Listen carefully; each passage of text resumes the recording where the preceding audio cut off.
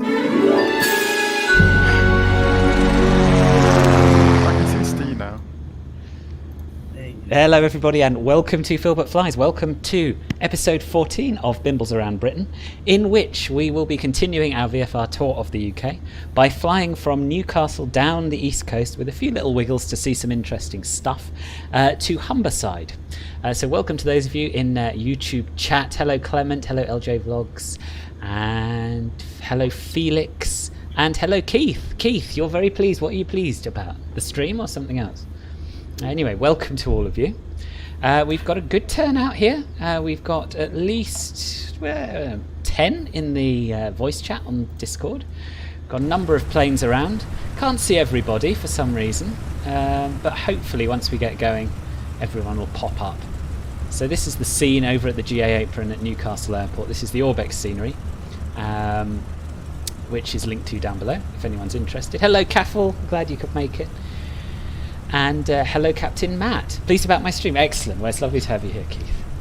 So the plan is to take off from runway 25 because there's some sort of westerly wind. I did look up the meta, I can't remember exactly what it is. 260 at 12 knots apparently. So I think what we'll do is just backtrack along the runway, seeing as there's no taxiways this side. So follow me.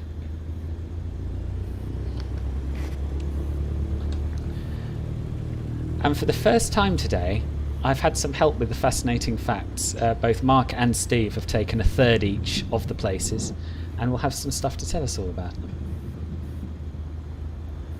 I hope.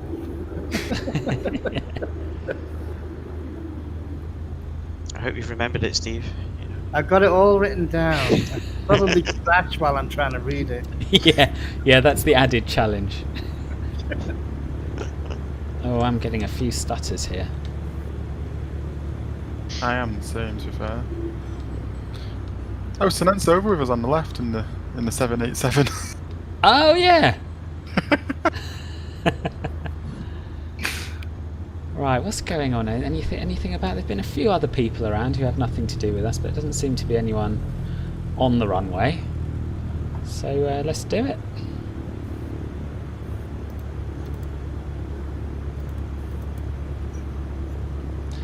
Will I be showing off the Bali Airport scenery by Aerosoft? I'm undecided, RB Hayden FFC. I'm not sure. I'd like to get it, but at the same time, it's not one that I'll be using that often, I don't think, so I'm not sure. Captain Matt, thank you for the like. Total flight's going to be about 2.5 hours, something like that, and we're on the Southeast Asia server, Felix. Kami, you are going to join us. Excellent news. So we don't need the whole runway, it's ever so long. And what I really should have said is you lot go first. So what I'm going to do is I'm just going to taxi over to the edge here, and you lot can all go past me and line up.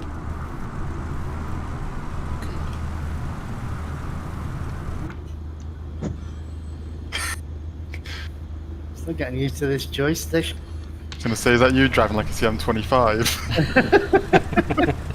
I mean, you're welcome to taxi through me. It doesn't have to be around.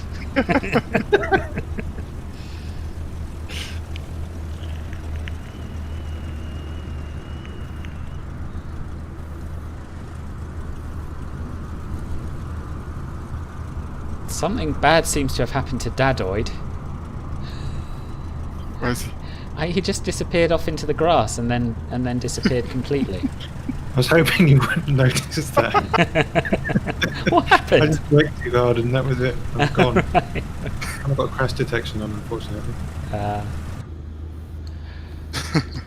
You can edit that bit out, right? Yeah, for sure. Thanks for the like, Clement. I don't know if I think I replied to you, Kami. I always struggle to keep up with the YouTube chat and the chat and these things, so sorry. But I'm glad you'll be joining us. Right, so I'm just going to line up here. Got Red 5 Airways coming past. Fox Murphy 83. Is that any of you lot? No.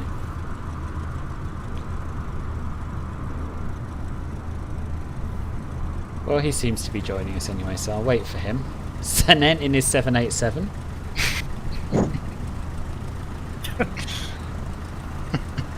He did very well last time, though. To be fair, we all thought it was ridiculous, but he did. He was able to fly slow enough, just about, with the odd little circuit here and there, to stay with us.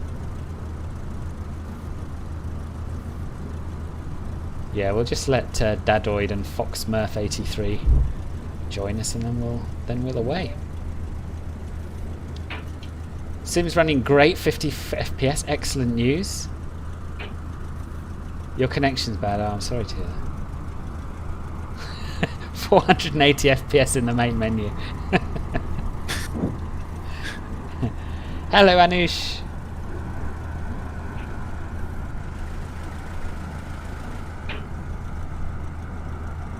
Ah, you're getting the update, are you, Kami? Right.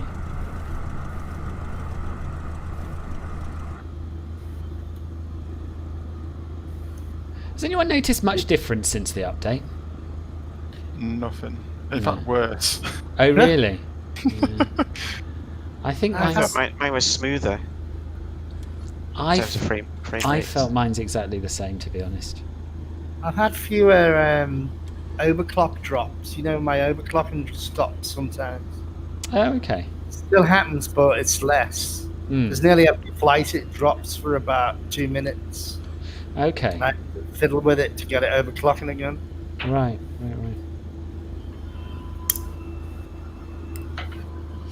You know, Asbo, always give us something new to tackle. They do. Got to keep our programming skills up. I'm waiting for Safe Basil, but I don't think he's with us, and I don't think he's coming up this way. So we'll just go, I think, if everyone's ready. Yeah. Right, so we're going to take off, and we're going to make a turn to the left to heading 156, and our first stop, well, not stop, our first waypoint's the Angel of the North. Are you on live weather, Phil? I am. I will warn you in the clouds for some icing. You're right, okay. How high are the clouds? Pretty high. Okay, maybe we'll try and stay below them. About 4,000 or 5,000. Okay, oh, that's no problem. It's pretty much what the Metar said as well. How is it? Yeah, which is unusual, as we found out last night. Yes, yeah. Keith, you're finding it smoother after the update. Cool. LJ Vlogs says, Cement, that you should try the 748 next time. Maybe he's right.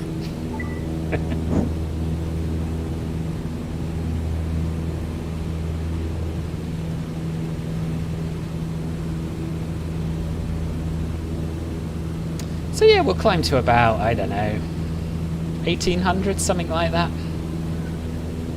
Cool.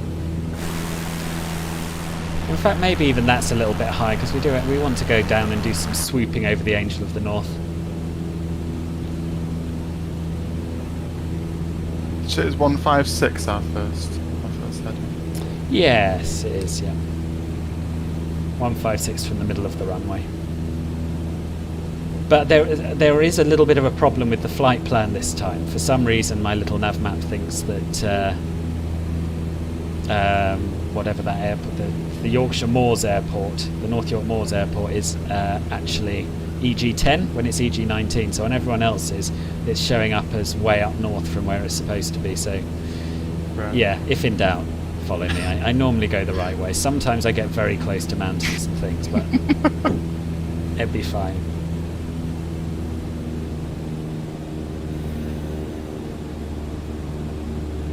I'm practically flying 90 degrees the way I'm going.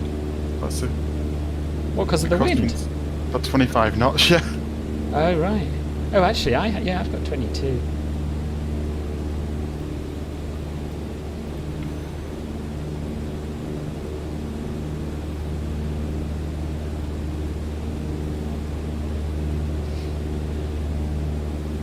How is it nicer weather in northern England than down south? Doesn't seem right. I know, it doesn't seem right, but it is.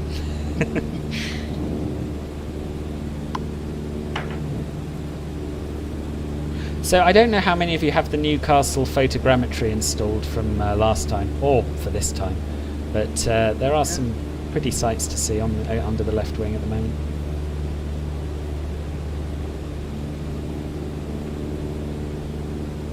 Hello, Dingo. Welcome. Kamey's going to join us. Won't come into the voice chat, but will communicate by moving his wings. So that'll be interesting. Hello, Neil. Nice to see you. The lag is gone finally for you. The stream was lagging just now. Ah, okay. Well, sounds like things are improving slightly.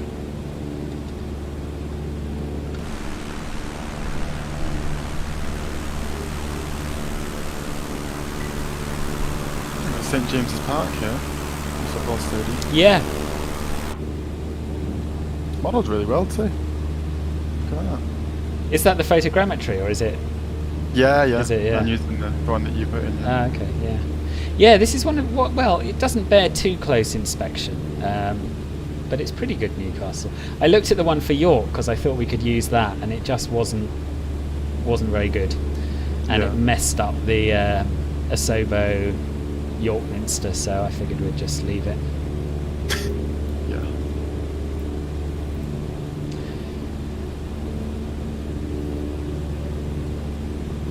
Hello, Preg. Yeah, VFR flight. Yeah, we do. I do this once every 2 or 3 weeks. We're doing a tour of the UK. And we're about 3/4 of the way around now, I think.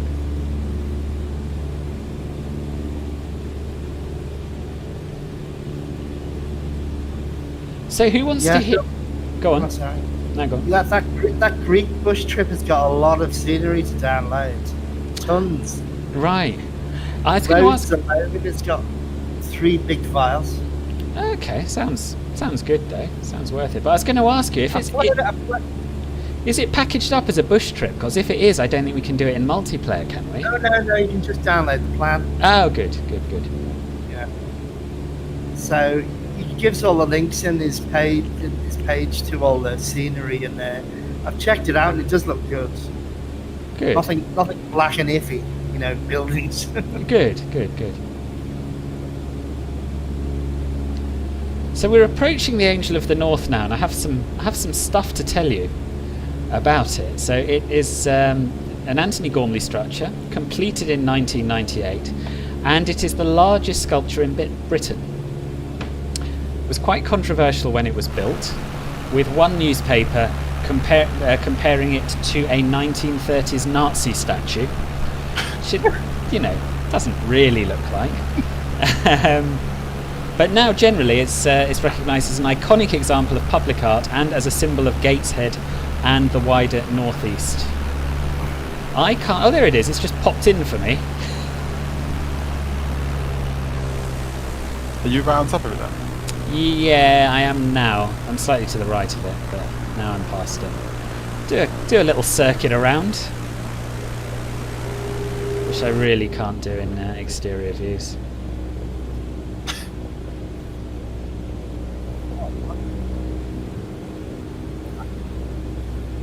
Next to the motorway, is it? Yeah. They'll probably pop in the second. Yeah, it's just on the western side. Right. Oh yeah, I see it there. I don't know why I still can't see you. It's very odd. I can see everyone else, I think, but you. Oh, can you not see me now? No.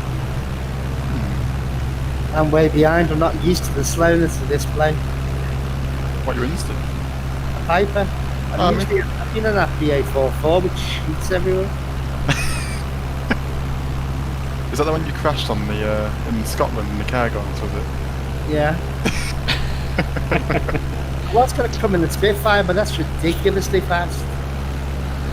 Are you trying to tell us that a Piper can't keep up with a Cessna 152, Steve? Well, no, I'm just not used to the speed. I'm Right. used to gunning along in a twin prop. Yeah. I'm going to do one more circuit because I've got another little bit to tell you about why it's an angel. So, an angel was chosen to recognise the sacrifice of miners who'd worked beneath the site of its construction for 2 centuries, to represent the transition from an industrial to an information age, and, this is the pretentious wanky bit, to serve as a focus for our evolving hopes and fears. Which I think rather spoils the rest of it. I think the rest of it was quite nice. But there you are, just my opinion.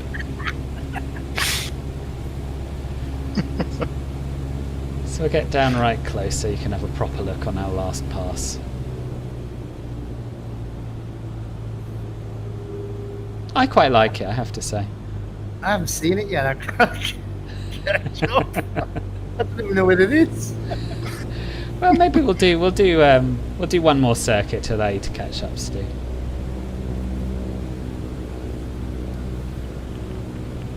Have I done VFR flight in London? Yes. You need to leave in 10 minutes. Oh, that's a shame. No worries though, Clement. There'll be plenty more. And Comey's coming in the caravan. Simple instruction. Anyway, never mind. I'll keep my mouth shut. It's alright because I can't see you, Ben.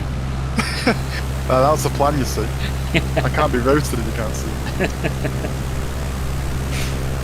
That's why Steve's sitting so far behind, really, isn't it? Yeah. I'm not ashamed of my Piper.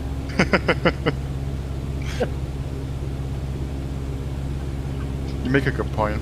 There's a lot of money to not fly on the Bimbles, you see. Yeah, I won't lie to you. I'm regretting committing to doing it all in a 152.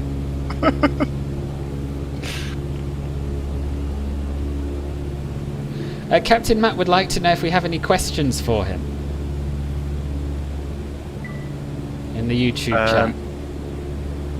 Do you know what he flies? No, I don't. Tell us about yourself, Captain Matt, and then maybe we'll come up with some questions. Alan Spellman says he's become an icon of the North and is loved by the people. Good.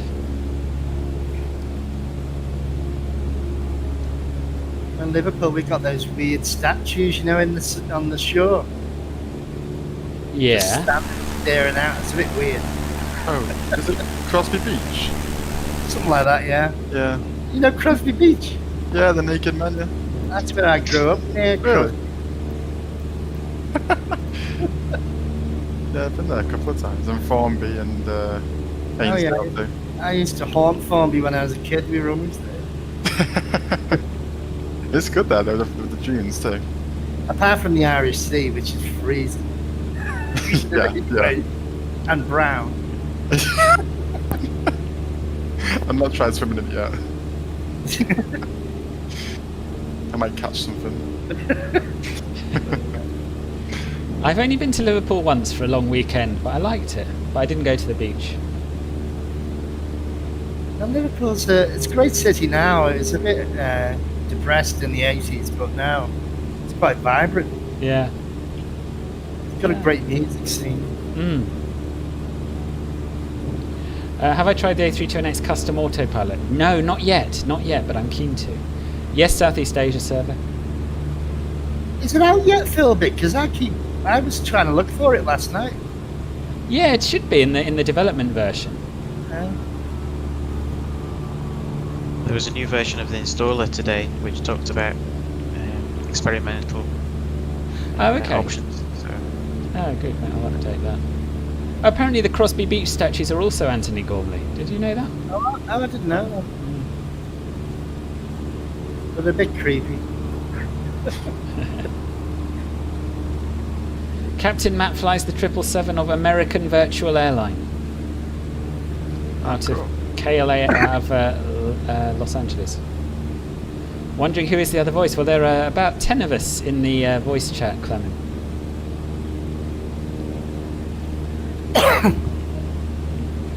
LJ Vlogs went to Crosby 2 years ago when he was in Liverpool to see the Iron Men in the sea, but they were submerged in the water because the tide was in. That's should have put it in Southport because the tide never comes in Southport. I've never seen water under the pier there.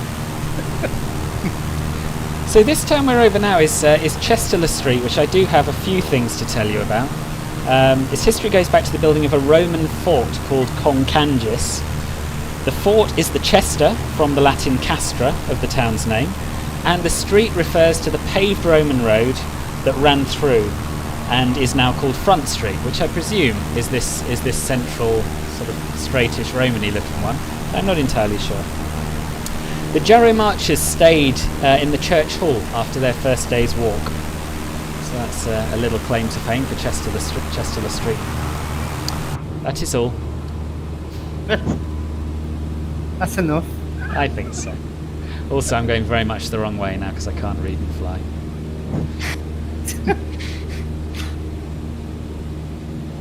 Well, I've got the right one in, so you can follow me. But yours hasn't got the airport in, has it? Hasn't got the Hasn't it? no, I don't know. Not the one you sent me. It's not your fault it doesn't have it in. It's just that my little nav map has it called something else. So it basically in the one I sent, for everyone else, it looks like we're heading miles out of our way to the northeast. But we're not. I uploaded one yesterday that corrected that and had the Moors Airport in place.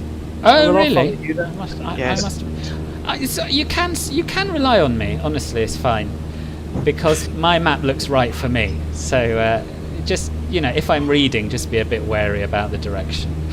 Other than that, it'd be fine. Kami, you've caught us up, have you? Awesome.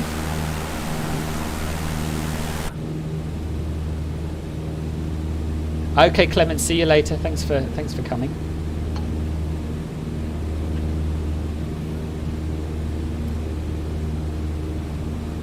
Turn around a bit because I'm getting ahead again. Yeah. How did that happen? Because you were behind. I think you were all circling, and I was just because I'm not used to not having to control a camera, bobbing thing.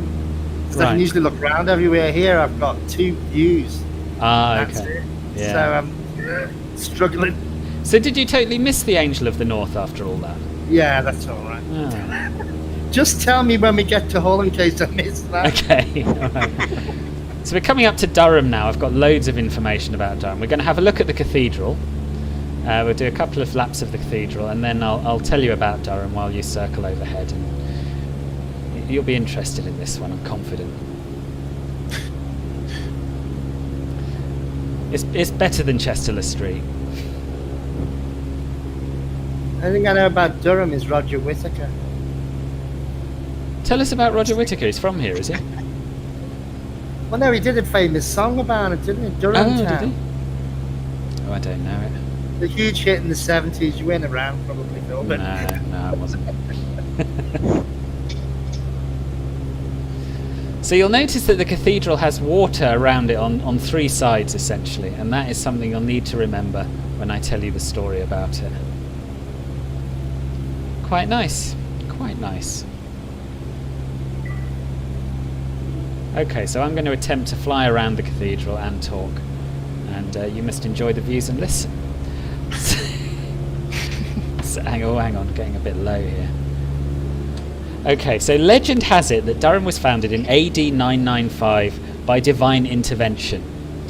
St Cuthbert's bier, which is a sort of coffin or corpse stand, came to a halt at the Hill of Warden Law and couldn't move. That's not in Durham, that's outside of Durham.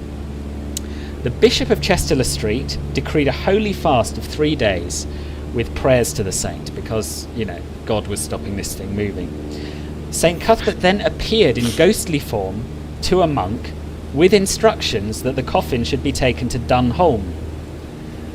After this, it was found that the bier would move again, but nobody knew where Dunholm was. No one had ever heard of it, so they're in a bit of a tight situation now. But fortunately, later that same day, the monks came across a milkmaid who had lost her dun cow, which she had last seen at Dunholm. Surprise, surprise. The monks realised that this must be a sign from the saint and followed her.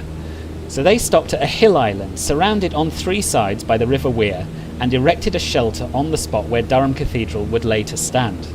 This was the first building of the city. And while this story may or may not be true, it is pretty certain that the city was founded in AD 995 when monks arrived here with St Cuthbert's body. Interesting, no?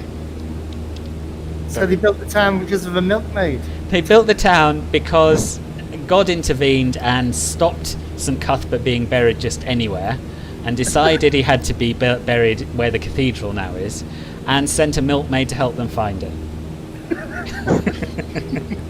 Makes all perfect rational sense. Yeah. Sounds legit. Yeah. I've got a little more. So the present cathedral was founded in 1093 and is generally regarded as one of the finest Romanesque cathedrals in Europe.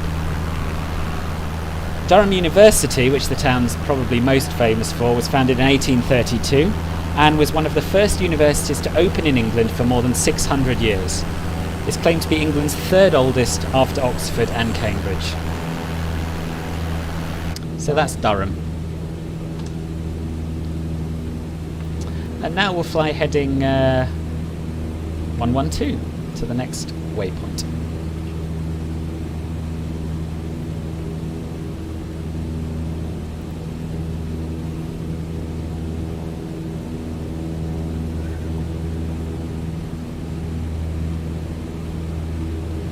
And I've just... Sorry, go on, Steve. So I'll just stick my autopilot on and hope I'm going the right way.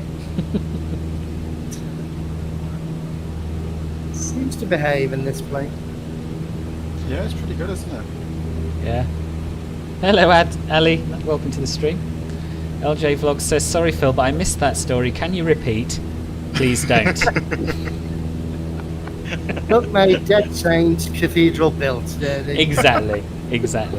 Honestly, the amount of work I put into these stories and the appreciation I get is just depressing.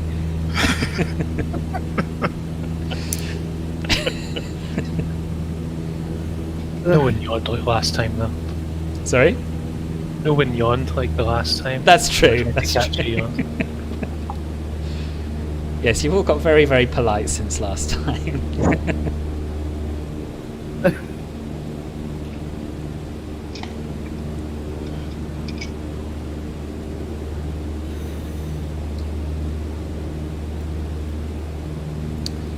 So we're heading towards Hartlepool now, and that is the final waypoint about which I have information. And then I'll be handing off to the others to fill you in. What's after Hartlepool? After Hartlepool, it's the Teesmouth. Oh no, I've got that one as well. Teesmouth National Nature Reserve. Oh, right. I've got very little on that. So it's after Teesmouth, I think. Next one's Castleton after that.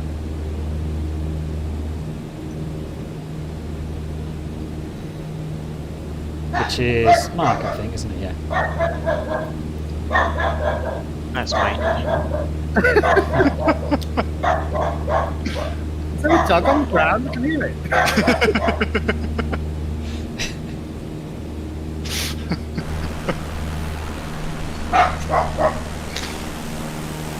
What divine intervention.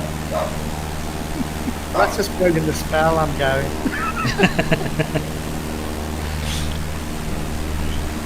Noisy co-pilot.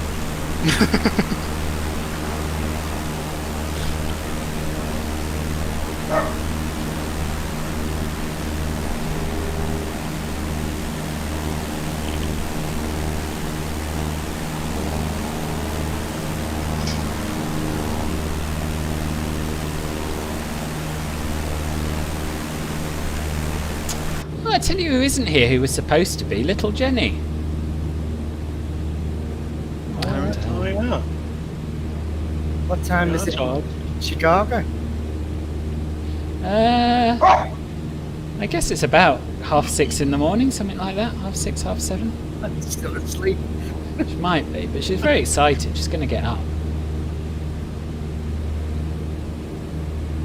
I don't think we have got any questions, to be honest, Matt. I don't think we have. Nice city. Which one? Durham is that, Neil, or Hartlepool?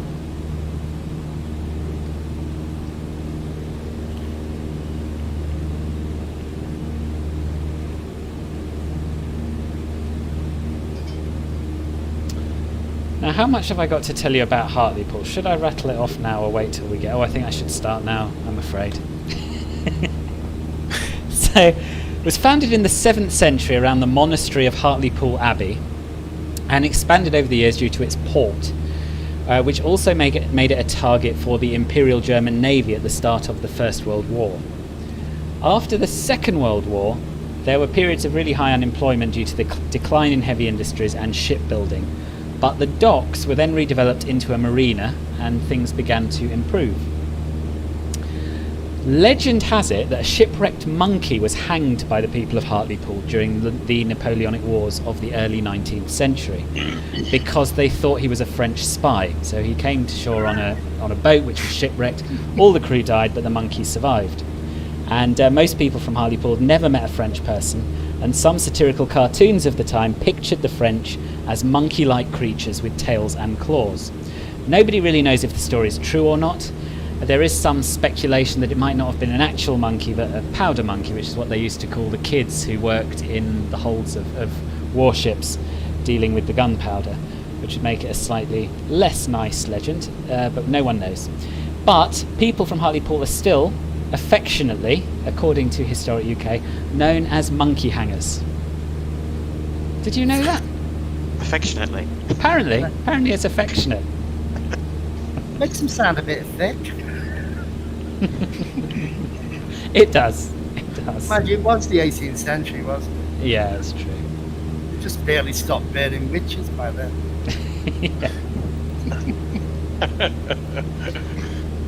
I don't think we are going to be flying over Darlington. I don't know, we're not quite far south enough yet, if my geography is correct. Oh no, Darlington's between Newcastle. No, we're not, I'm afraid. We're not. Sorry, Neil's from Darlington.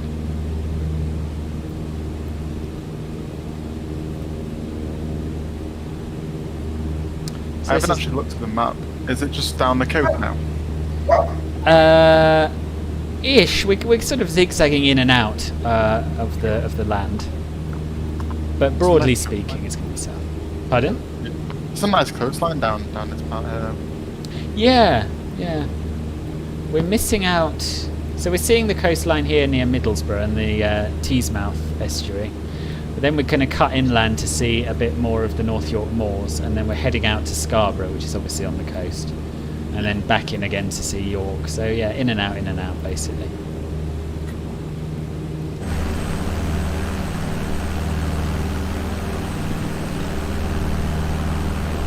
This is Hartlepool we're approaching, not Scarborough. LJ Vlogs, honestly, you missed my story about Durham, and you missed my story about Hartlepool as well. Roderick, hello, we're on the Southeast Asia server. Stadium of some sort down there. I'm going to call it Hartlepool Stadium.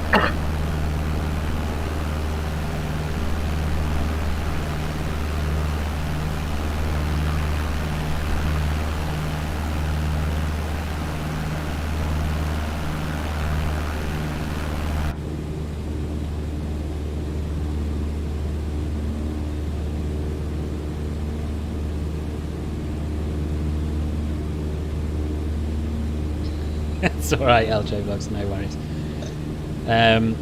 So yeah, we're approaching. This is the Teesmouth National Nature Reserve, which is quite unique in that it's surrounded by heavy industry, basically. But it's home to harbour seals and grey seals, 4 different species of marsh orchid, and, seasonally, thousands of migratory water birds. Seal Sands, which is part of the nature reserve, is one of the largest areas of intertidal mudflats on England's northeast coast, and is the only, if you can believe this, the only regular seal breeding colony on the northeast coast. So yeah, Teesmouth National Nature Reserve.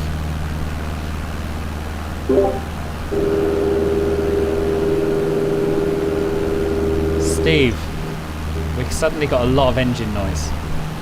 Me? I think it was you. It's gone now, doesn't matter. I've got my windows closed. Wanted that next step of realism, didn't you, Steve? Diving out of a plane, James Bond style.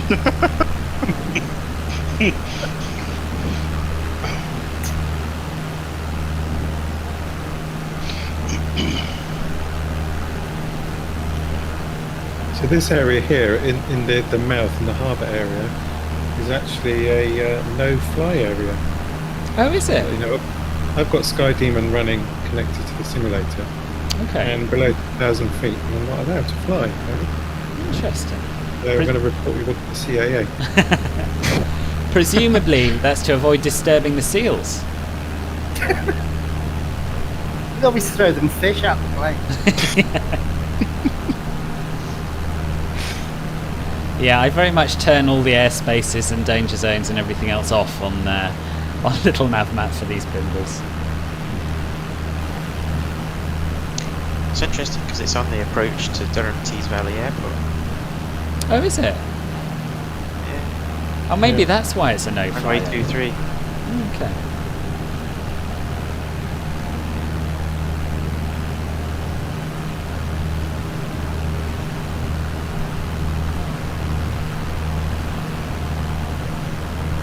Does anyone know what this is that we're flying over at the moment? It's huge. Some sort of oil refinery, maybe, or Grangemouth, isn't it? It's Is it what's- Grangemouth? No, it's Grangemouth's in Scotland. Yeah, but I'm looking at. Hang on a sec. It's Redcar, so it's probably steelworks. okay. Oh, Grange Town. Sorry, Grange Town. Steel or chemical or something. Hello, Surrender. Welcome to the stream. Neil's telling us that people from Hartlepool are called monkey hangers. Another one, honestly. Neil, I just occurred to me actually. You might be behind, like you often are, Ben, with the stream. Make sure you're watching live and not 3 minutes or whatever behind. Is it easier to use this particular server? So I use the Southeast Asia server because it tends to be less busy. It has a higher ping, but that doesn't really matter for group flying. And if you have too many people on the same server, then planes start disappearing, basically. The South Koreans are all in bed. Yeah. Alan Spellman says that he reckons that the no-fly area is because of the nuclear power station. And Alan says it's a petrochemical plant that we're flying over. Very interesting, thank you.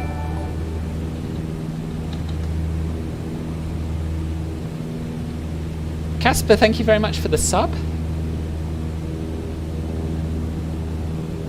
And I haven't got my alert box turned on because it's very much amateur hour. I'm going to repeat the alert so you get the appreciation you deserve. There we are. So that's me done. That's all the fascinating facts I have for you. And so I'm going to sit back and enjoy the flying now.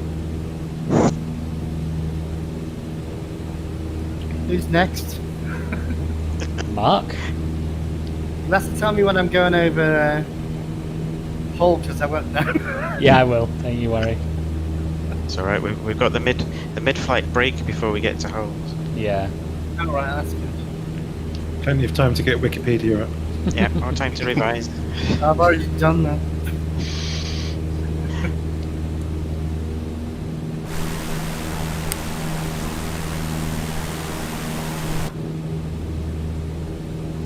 Probably don't need my landing light on anymore, actually.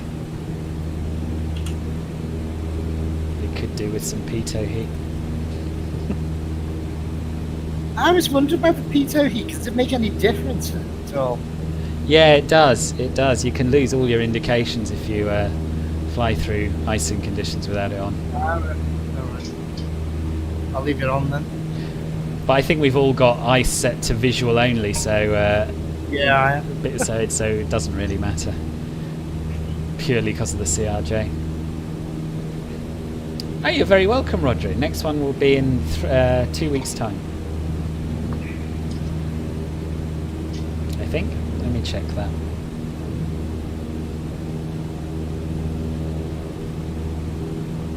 Yep, Saturday the 10th will be the next group flight.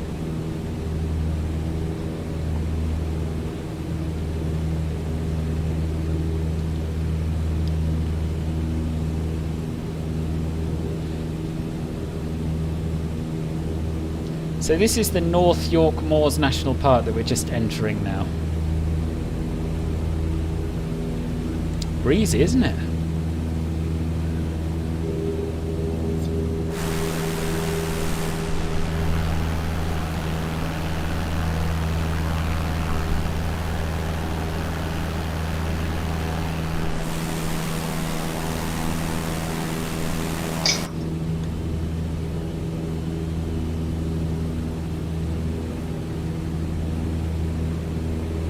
does anyone know anything interesting about the North York moors? I don't. No, I don't. I didn't include this as a. I should have done. I didn't include this as a waypoint in its own right, so I didn't do any research or ask anyone else to. But I'll see if I can dredge anything up from my I do think memory. nearby Captain Cook's monument. Oh, right. Which is about 20 miles away. Don't know what that is. Oh.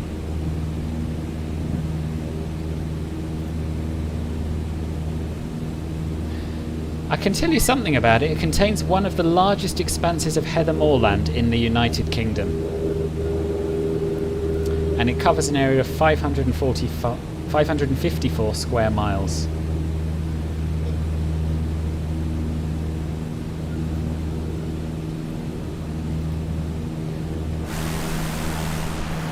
It's very pretty anyway, I can tell you that much. And we're just coming up to Castleton. Indeed. I shall take over. Do? So Castleton is so named because there was once a medieval castle on Castle Hill. So a big clue there. Yes. And it was thought to have been abandoned when the nearby Danby Castle was constructed. That's the next village along. Oh, right.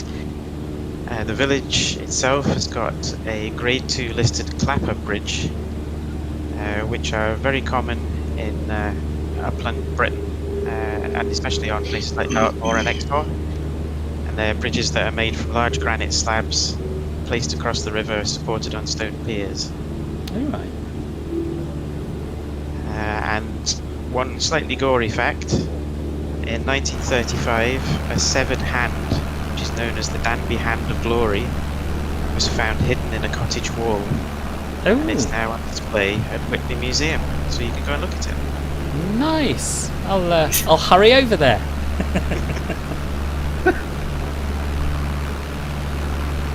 trying to look out for this bridge.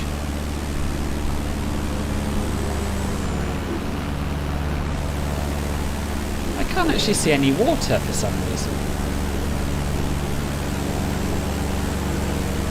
There's definitely a river flowing through the town. It's the River Esk. Right. Yeah, there is, you're right. I must have just missed it. Ah, well, it wouldn't have looked like a proper clapper bridge anyway, would it? Let's be honest. No.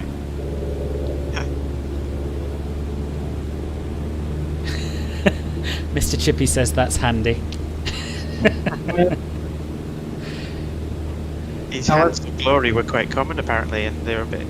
People, I saw some pictures on the internet of them having them on their mantelpieces and things like that. Oh, Yeah. I suppose there's somewhere to keep your rings on at night. Oh man. Yeah. Well, between hanging monkeys and putting hands on the mantelpiece, gory lot.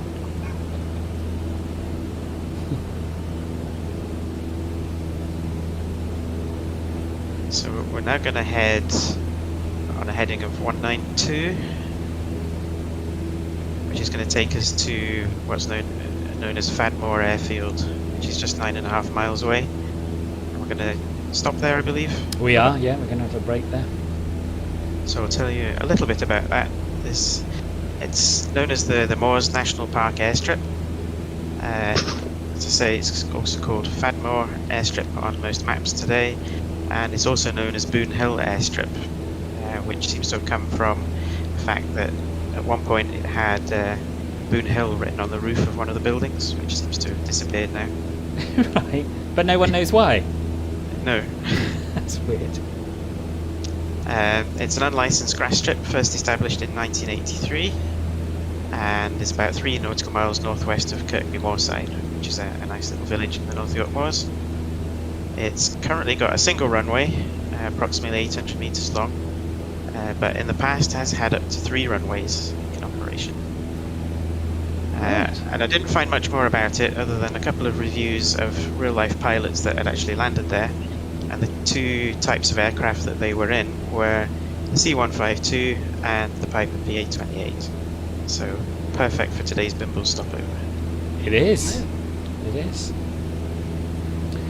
It's really hard to spot as well. That's the only other thing I can tell you about it.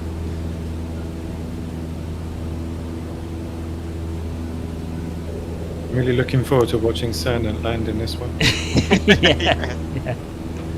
Oh, there's some more. People have chipped in with some quite interesting stuff on the chat. Neil says there was a flamingo at Seal Sands a long time ago, and also it was ICI and Steelworks that we were flying over earlier. I'm pretty sure you're not watching live, Neil. I think you're behind.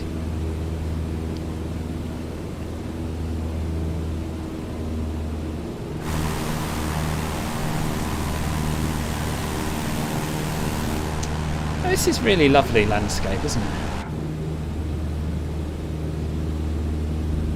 Has that airport got a code and is it in the sim? It's known as EG19. It is in the sim. Yeah, it is in the sim. I can do a direct too. Right. You want to lead the way then, Steve? Yeah, well, I'm making good use of my modern equipment. Hello, Kai. You're doing your first ever oceanic flight on VATSIM. Nice. Hope it goes well for you.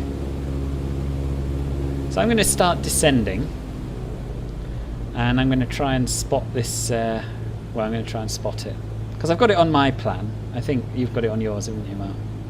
Yep. According to this, it's where I'm going. It's nearly 4 miles. Yeah, that's about right. And it's runway 20, so we're Basically almost west. straight in.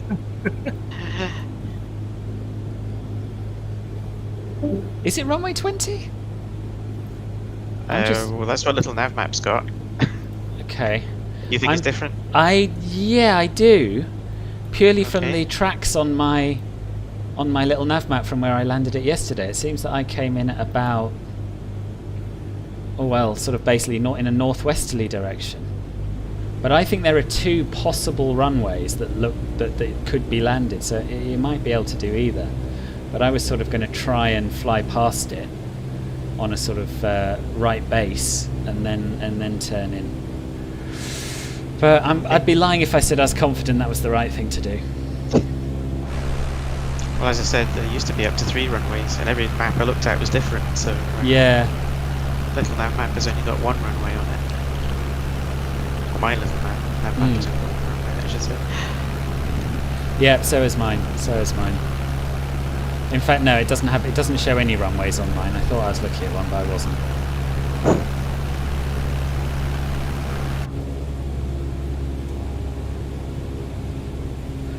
Right.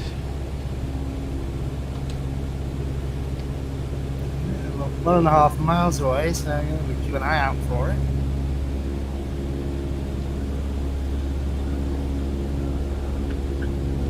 Yeah, I'm basically going to try and line myself up with the track from yesterday. Oh, I think I can see it.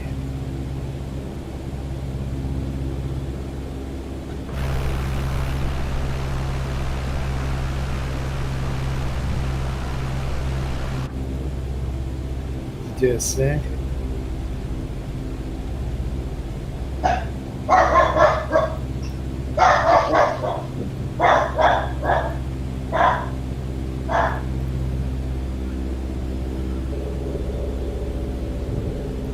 Is it that field with all the lines on it? It's at one side of that field with all the lines on it near the tree line. Ah, There should be, and I can't remember what it looks like in the default sim, but there should be like a strip of pale grass next to the tree line. gosh. It's really hard to spot.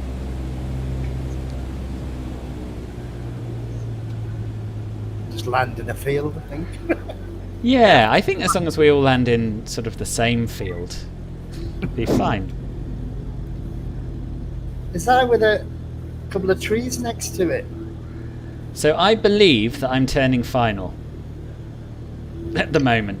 That's what I believe is happening here.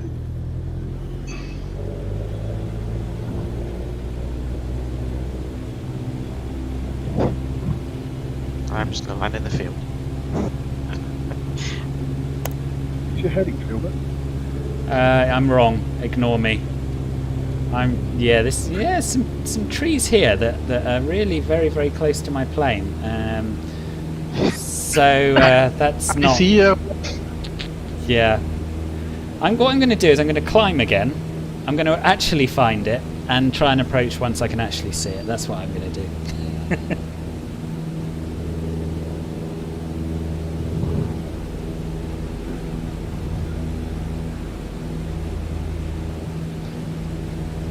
So was I right? Was it here?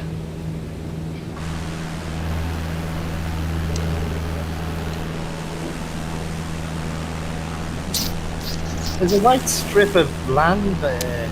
Ah, yeah, there it is. There it is. There it is. So what I'll do is I will... How fast am I? Yeah, I'll overfly it. So this is the runway that I'm overflying now. It's a light strip of grass. And it's heading about 310.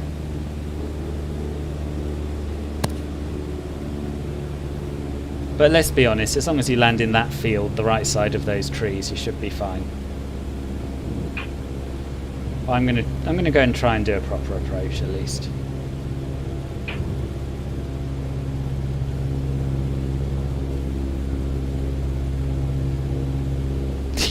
Yeah, I see a few of you have landed in the correct field.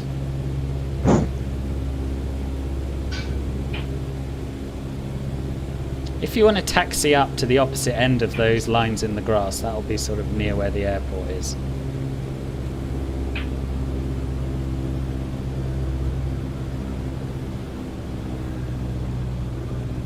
I think the word airport is pushing it a bit. Yeah, it is. Yeah.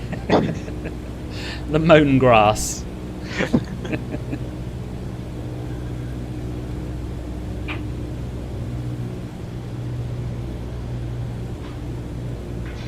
Okay, so I'm sort of on a wonky downwind leg and I'm going to come round and turn final now. Steve's on it from the looks of things.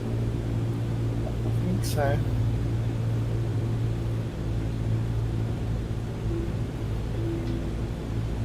I will catch up with the YouTube chat during the break. I'm just concentrating at the moment. Yes, this is going to be beautiful.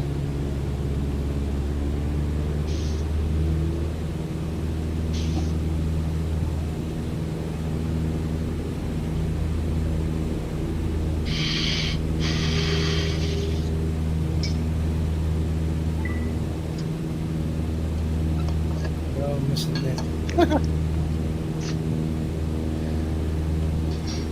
So if people are still looking for it, you can follow me. Basically, I'm pointing at it now at a bit of an angle, but I am pointing at it. Well, I got down, but I landed sideways. Ah, that's all right. You're in a different field, Steve. Am I not? Is this not the airport? I thought you had all this newfangled modern technology, Steve. Yeah, but it hasn't got a procedure for it. Oh, you were hoping for an ILS. Bit of a crosswind, isn't there?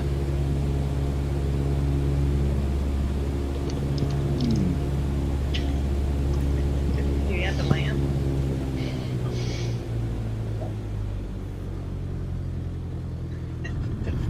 There we are. Ooh. I'm down. Somebody's just dive bombed. Housy's made it. Well, I went onto a white strip over here that looked like an airport, so... Right. Yeah, it's nice Yeah. airport. Did you get the pay warehousey or? No. But there are some toilets here. Oh, okay. Yeah. Some buildings. I think all I've got added then is some man working on a plane. Right, that'll do. So where's everyone else? So you lot are taxiing up. Good. So you're right at the top of it. Steve's... Wow. I've come back home to have a look. Here's the rough way.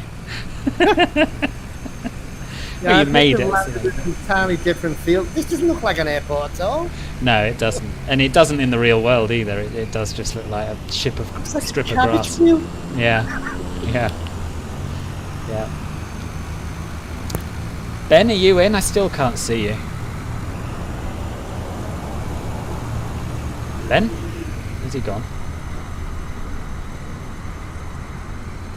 Can't see or hear him. So who else? So we've got a few. Fox Murphy's down. I've just missed whoever this is. DPE is going around from the looks of things. Right, while these people come in, I'll have a look at the chat, see what I've missed. Neil, you're very welcome. You're very welcome. Rodrigo, Southeast Asia. Welcome to North York Moors International. Thank you, Mr. Chippy. Hello, Moritz. Welcome to the stream. Whose hard landing, Caffel? I hope you're not referring to mine. I think that was a thing of beauty. Probably Steve's. Well, I landed and took off again and landed again. Yeah, it's true. It's true. A bit like Here comes crazy. Simon. Chat. Oh, yeah. And he shooted the. Oh my God! That 787's landed. He's made. That wasn't a bad landing, was it? Really? That's the Straight first down the 787 I've seen landed on a cabbage field. Hello, Jacob. Welcome to the stream. You are on my left in the cockpit. Okay. Yeah, I saw you in your caravan. I think the Cessna needs some maintenance. Maybe. Anyway, this is break time, and I think we all need it after that. So it's 3 minutes to 3. So should we take off again at 10 past? Yeah. Or should we make it 5 past? I don't know how. Tell me, are you in need of a longer break or not? Fine. Alright, let's go for 5 past then, so. Yep, 5 past. I'll see you then. Okay.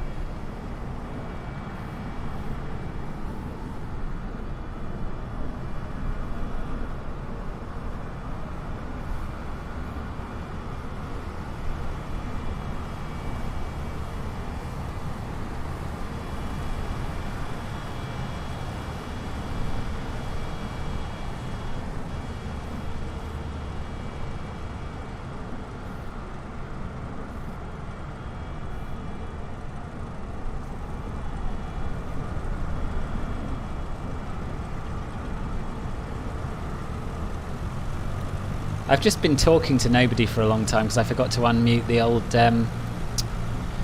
Streamlabs. I hear you, Filbert. Good. Oh yeah, I've been talking to you lot, but no one on the YouTubes can hear me. Oh. Caffel said ghost camera because I was telling everyone stuff and they couldn't hear. So what I was saying for the benefit of the YouTube people is I think there are 2 runways here. There are certainly 2 lighter coloured strips in the grass, so yeah. Well, I propose. Oh, I'm sorry. back. Well, welcome back. I'm Welcome back. I was just going to say, I propose as people get back, we taxi down and line up for departure. Then we'll know when everyone's here. We'll follow you because I have no clue which direction it is. Yeah, okay. I'm struggling a little bit with the old hill, and I've got some sort of grass in my cockpit. It's all right. We're on the move now. Is it a drug run?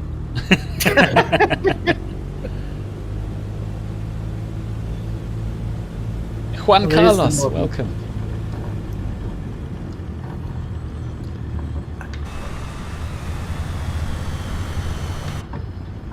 Yeah, it's very, very windy. Yeah, the grass is blowing nicely. I've not seen that for a while. Yeah. Oh, is that the runway then? Yeah, I'm sort of backtracking along the runway now.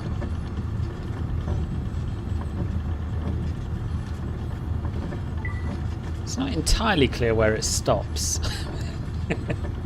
If you hit a tree, that's the end of the runway. Yeah.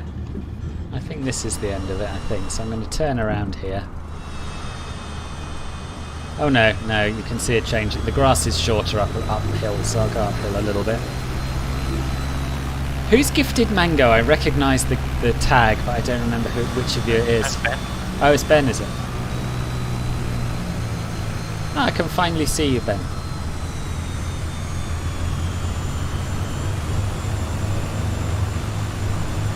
Ben got another another name. It's not Fredzilla. I mean Flightzilla. It's a man of many names. Is this an add-on? No, it isn't, Rodrigo. No.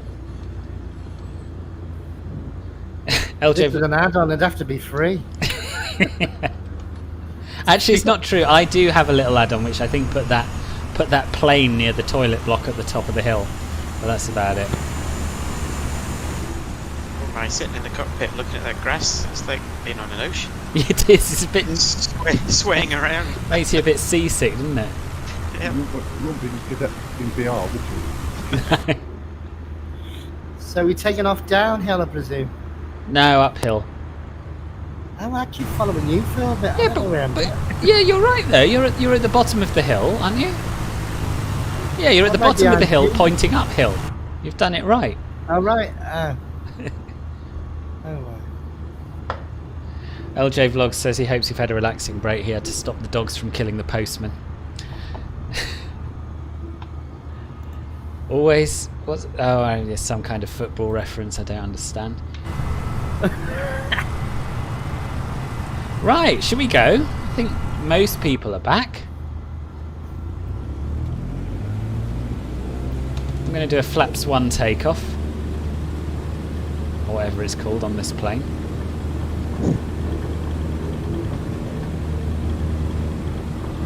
Don't know how Senent's going to get the 787 up, but we shall see. God, this plane's going everywhere. Yeah, it's two. Oopsie daisy, and we're up.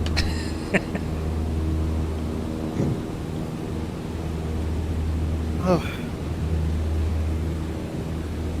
And we're basically going to turn around 180 degrees, more or less.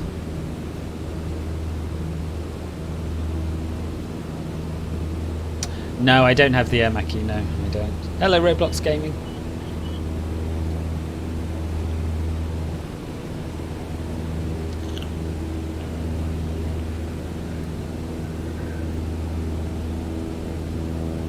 So we want to fly heading 9-3 to our next waypoint.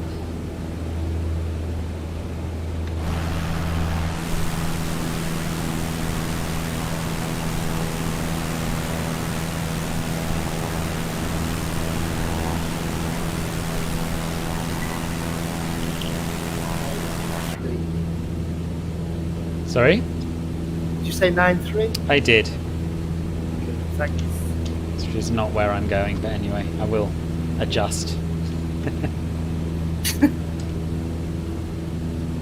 Something weird's going on with my view. I'm too high. I'm just zoomed in. I don't know.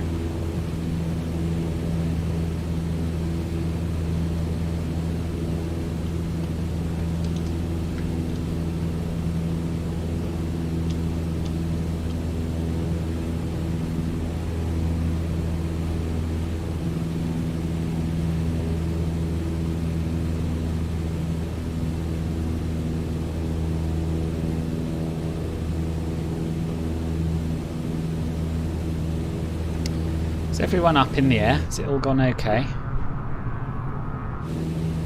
Senent is not yet.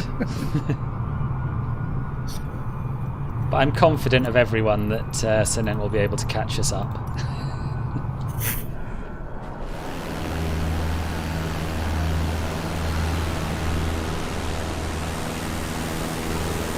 Where's the lips this week? During the break I saw he'd posted on Discord that he is busy learning to fly a helicopter.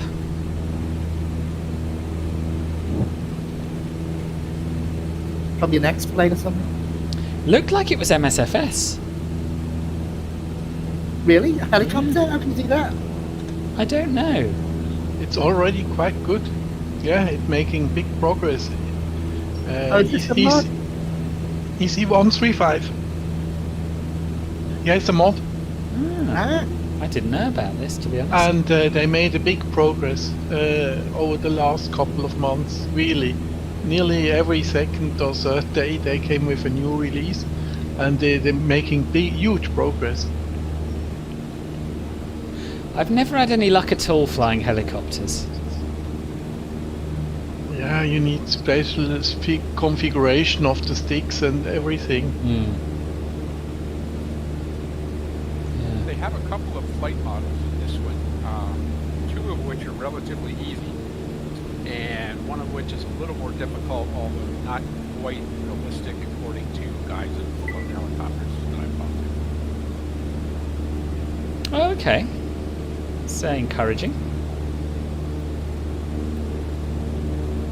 Yeah, I can fly it in basic mode, which basically means the flight model is that in that mode, and that's okay. It's a lot of fun for sightseeing. Yeah, I bet.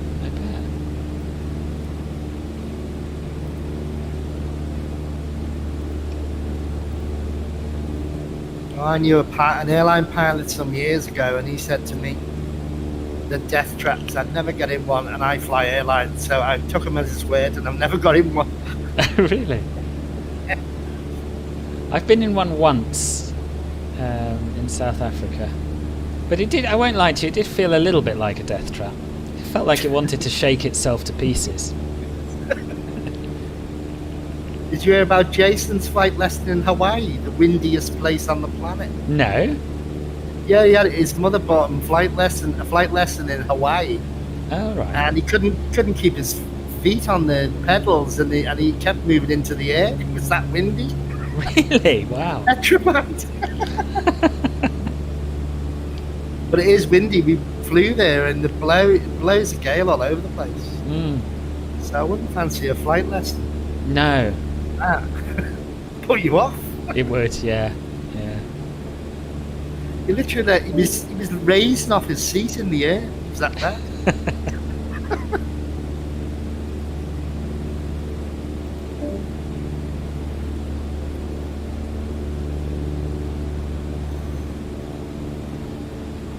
When all this madness is over, Phil, are you going to go back to your flying? Again, Yeah, real flying. I plan on giving it another go, yeah, see how I find it. Yeah, I'd love to. I'd love to get my PPL. Then you can stream like that Australian guy. Yeah, exactly. I mean, that's the dream, isn't it? That I can post my real world flying videos on my YouTube channel, and the Google ad revenue will pay for me to do more flying. That's what I'd love to happen, because it's crazy expensive. Oh yeah. Well, that Australian, I don't know what his income is and where he gets it, because he's in a small plane.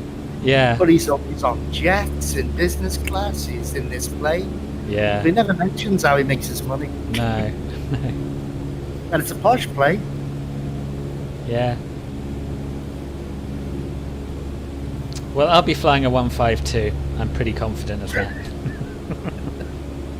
You wouldn't go for a Piper? I would go for a Piper, but 152s are the cheapest things to fly. It looks it.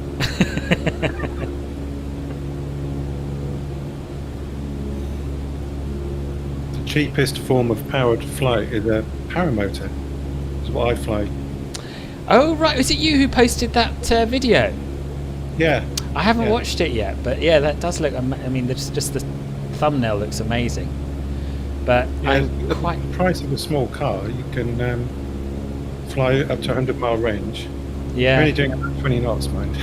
So it's quite slow, but Yeah. you're still flying. Yeah. Is that one of that? Is that those one-seater things?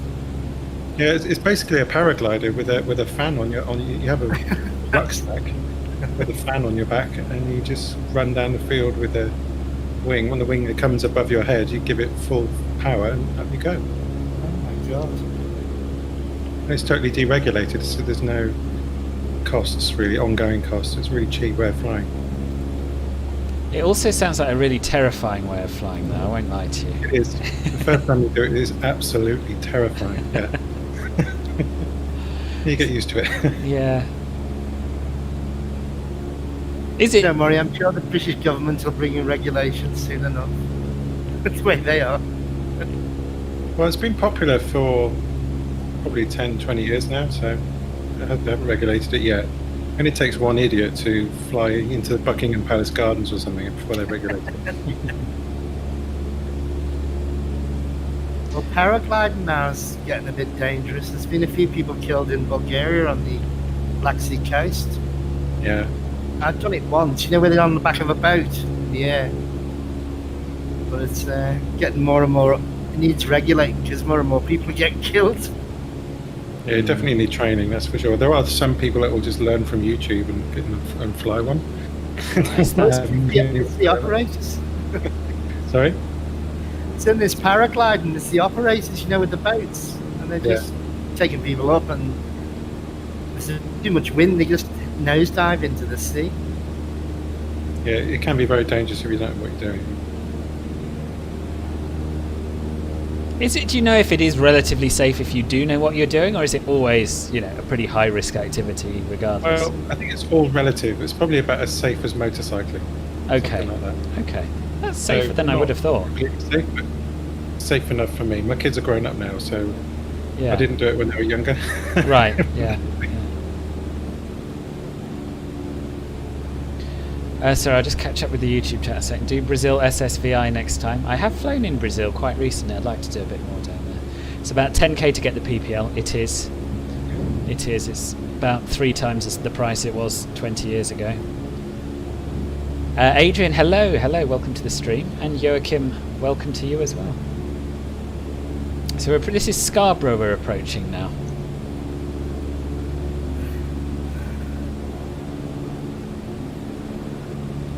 So we want to look out for Scarborough Castle, which is on the cliff tops just north of the town. Mm-hmm. It's one of those Victorian seaside resorts, isn't it? Yeah. Yes, so big hotels and things.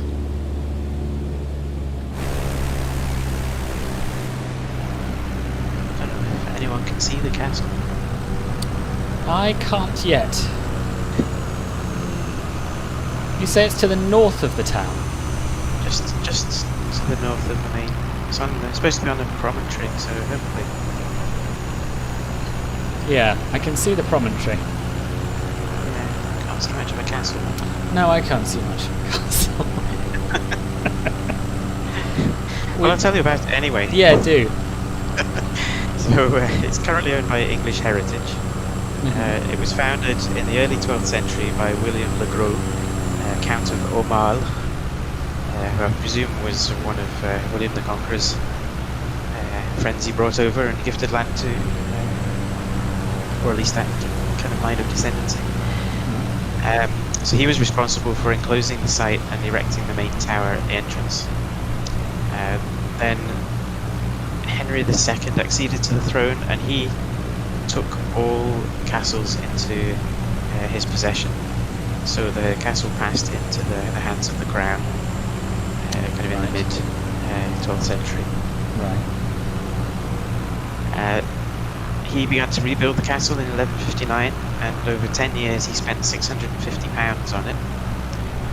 And I was trying to work out what that was in real terms today. Yeah. But there's no internet facility for calculating interest back to 1159. So just to give you an idea, £650 in 1800 was worth about 38,000.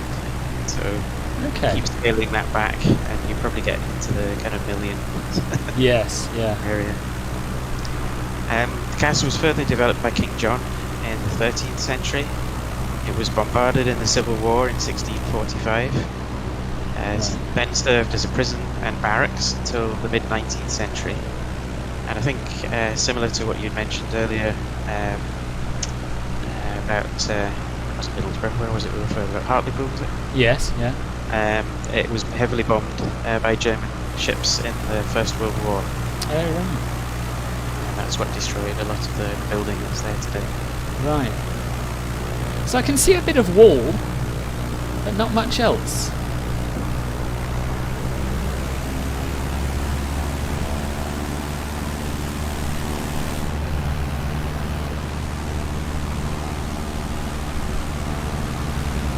Anyway, it's a very nice promontory.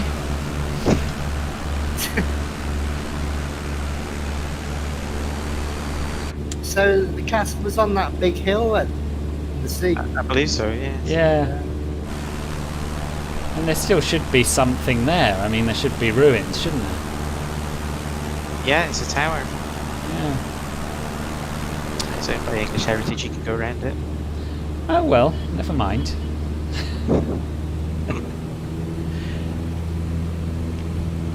LJ Vlog says he's been to Scarborough and it's just another boring seaside town like his own in Southend. That's disappointing. I thought Scarborough had a certain charm to it, to be honest.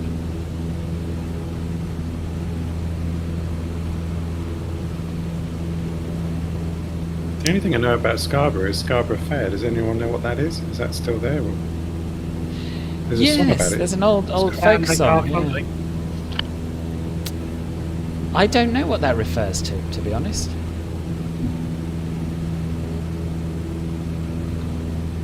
but I want to, so I'm going to do a quick bit of Googling.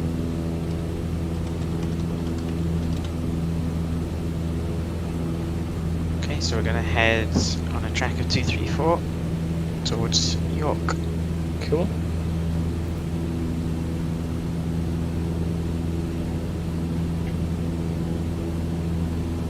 So during the late Middle Ages, Scarborough was an important venue for tradesmen from all over England, and it was host to a huge 45-day trading event starting on the 15th of August, which was exceptionally long for a fair in those times.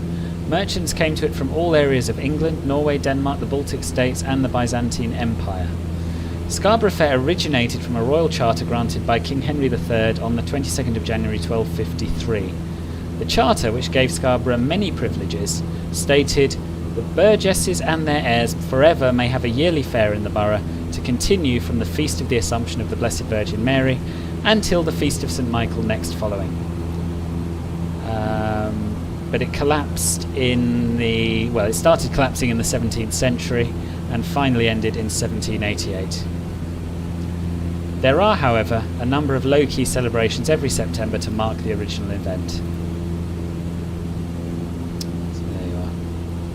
There's a trading thing. And Simon and Garfunkel had a big hit with it. They did, and it's not their song. There's a bit of controversy around that. Because it's, but they did do a lovely version of it. Some folk singers do it or something. Mm.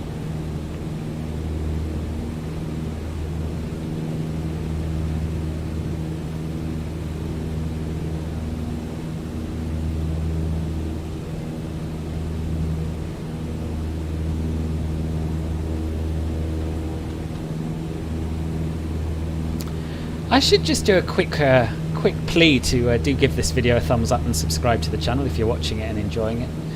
There'll be plenty, well, there's at least 2 more legs of this to go after today, and then we're going to start exploring some other areas of the world in similar group flights.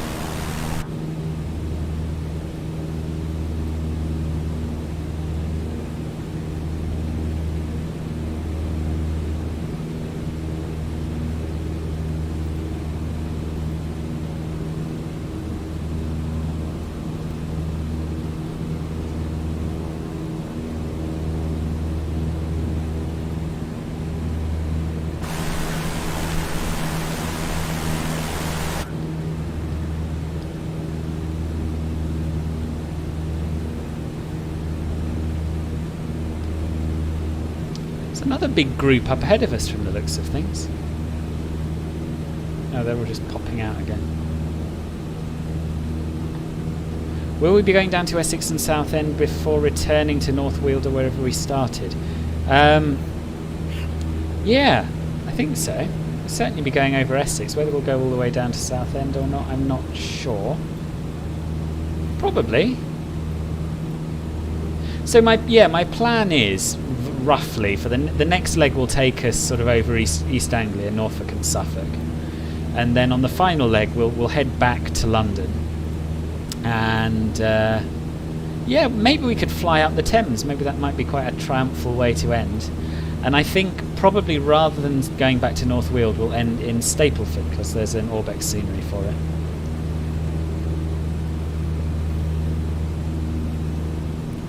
Where did you start, Philbert? North Weald, Alright. which is walking distance from Stapleford. It's a long walk, but it's nearby.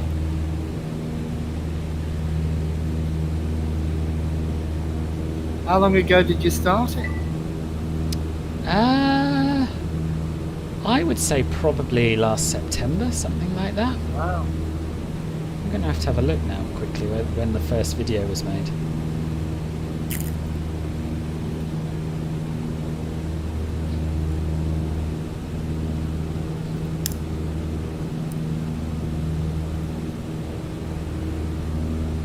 September the 3rd. So I did the first 4 legs, I think, on my own, and then I did a group flight to celebrate 500 subscribers, and I enjoyed it. So I decided we should keep going. And there you are with how many subscribers now? Nearly 6,000. Just over 6,000. Wow.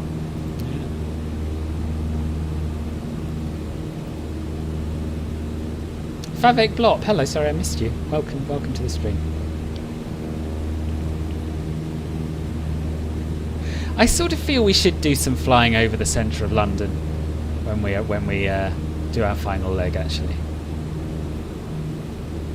Especially now there's photogrammetry. A stutter run.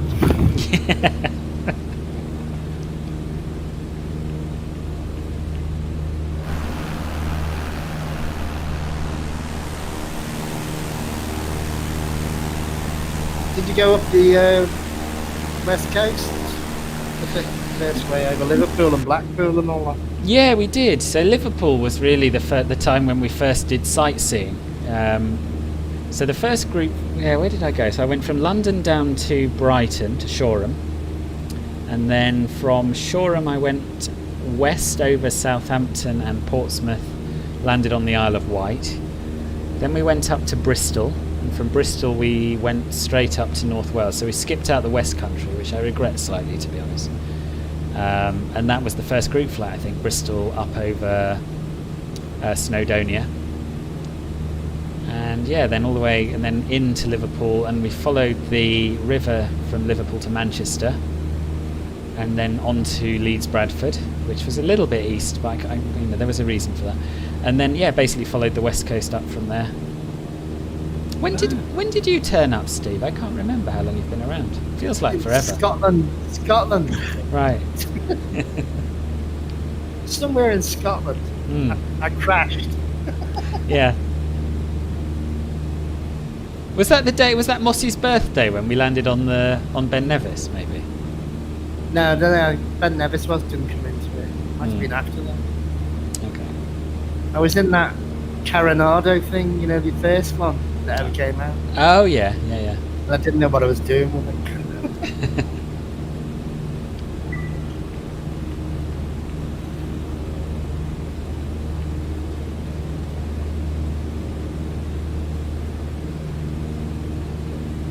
So you're not braving the CRJ tomorrow for Quinto?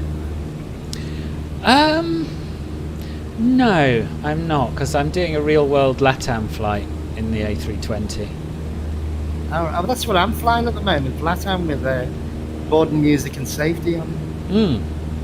Is that from Luke Airtool? No, PAX. I just get it from YouTube and convert it. Oh, okay. Just rip it from YouTube. So you're going to fly a LATAM liveried CRJ tomorrow, are you? Yeah. I've practiced 3 times, so it's a bit tricky, but I think I've got it figured out. Yeah.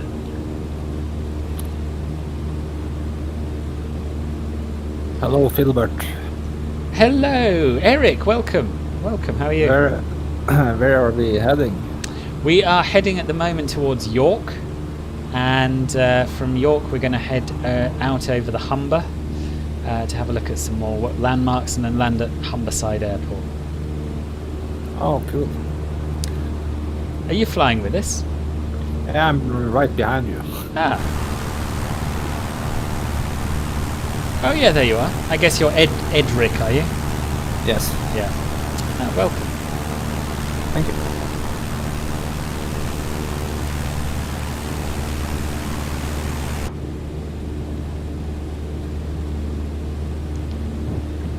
It's a long way to York, isn't it?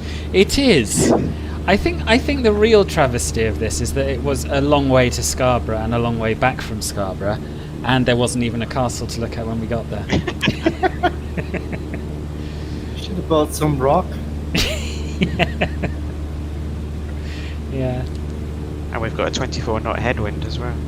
Oh yes, we have. Where are you getting that from? I can't think. Where'd you get wind from in this? Little I'm just nav. looking at little nav map. Oh, right. Is everyone using real weather? Yes. It's not very common on this round Britain tour that we've been able to. It's quite a treat, but it's flyable.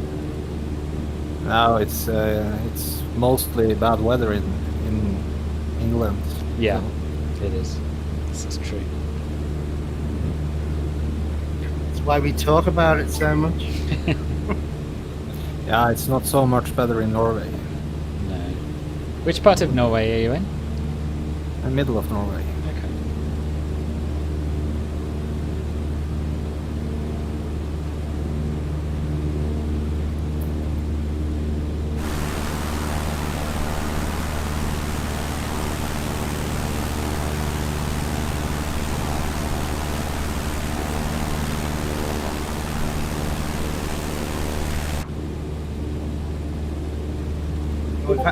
We've had snow here again.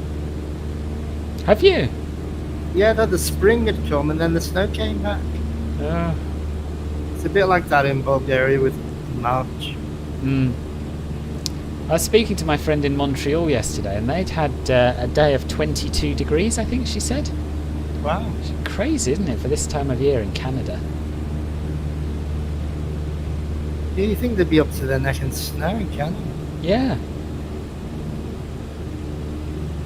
What will be the next country we fly around after this? Well, we've got a little tour of Germany, or part of Germany, planned with the lips of Stuttgart. And after that, it's your turn, Steve. You initially thought Brazil, but you've also come up with this Greek trip. So which would you want to do first? Well, I think the Greek trip is better because it's got lots of scenery and the Acropolis has been put in and this, that, and the other have been put in. So if people want to download it, yeah, you can. I'll look up the Wikipedia it all. Okay. And it's quite long, so I don't know how far you want to go down. Just time, I suppose. Yeah, I think sort of if we can split it into legs of between 2 and 3 hours, that'd be reasonable. It starts off in Rhodes, and I think it ends up in Athens, maybe. Okay, that sounds good. Oh no, it ends up in Thessaloniki. Okay. Near Athens, so it's quite long. Yeah. I'm back, by the way, now. Oh, welcome back. I was helping Amy sort out a car, so... Oh, how's she getting on with it? It's been serviced now, so... Good. A couple of advisors, but nothing too bad. Good. I let the plane go running, and it's now south of where we're landing. Oh, interesting. I saw your gamer tag, didn't look that far away, but yeah, you can't always tell. No, it's different. So, I can see Grimsby. I've just flown over Grimsby, so... Right. I'm heading back now anyway. Okay. Yeah, we're headed for York. Have you landed yet at the first place? Yes. Oh, you have, yeah. Yeah. Cool. It was interesting. It was very, very hard to spot, even though I'd been there yesterday. And most people sort of just went for a field and hoped it was the right one, and usually it was. Yeah, there's quite a lot of fields in this part of England. Yeah. We have a day of 19 degrees on Tuesday, do we? What, in southeast of England? That's exciting, I didn't know that. That's good, we might reach 7 in Scotland. Is it still bitter where you are? Yeah. It's 8 at the moment. Oh Christ, yeah, it's cold.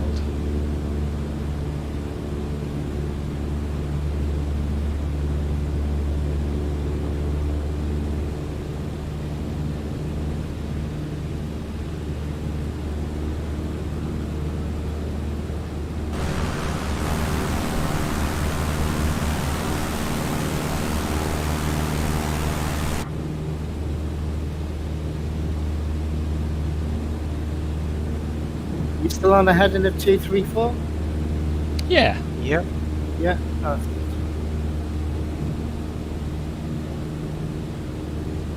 Oh, you're way ahead again, Steve. I know, I don't know how I do it. I try and keep the throttle down, but it just, yeah. What you got to do, if you look out your window ahead and you don't see any planes, and you slow down. Well, I've turned round twice. Have you really? Yeah. I'll turn round again.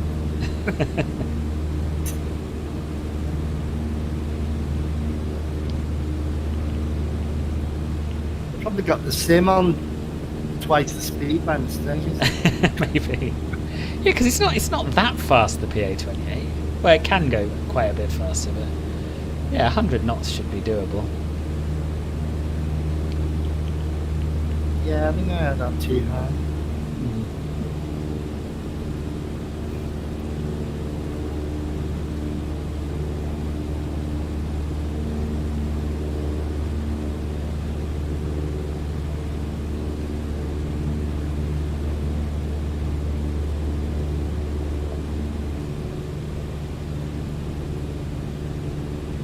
Steve, do you have anything on the Humber Bridge? Yes, Oh, good. as much as you can have on a bridge. I thought I'd forgotten to put it in the list, but no. That's one of the Asobo World Update waypoint landmarks, I believe. Oh, my sim's just frozen. Oh, it's back, it's alright. That was probably York Minster loading in. 5-second pause. Right, I'm behind you all now, so that's Yeah, good.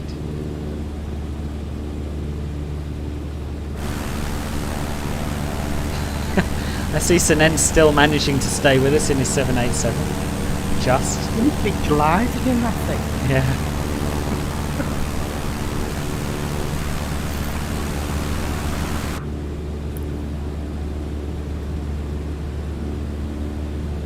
I guess technically what you could do is just put the wind really high and fly into it, and you could go really slow then. Oh, that's true.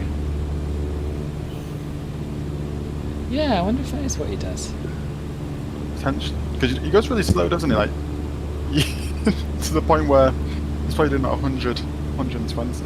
Yeah. So maybe he does.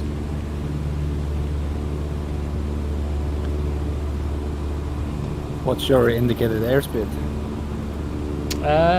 Just over 100. 103, maybe.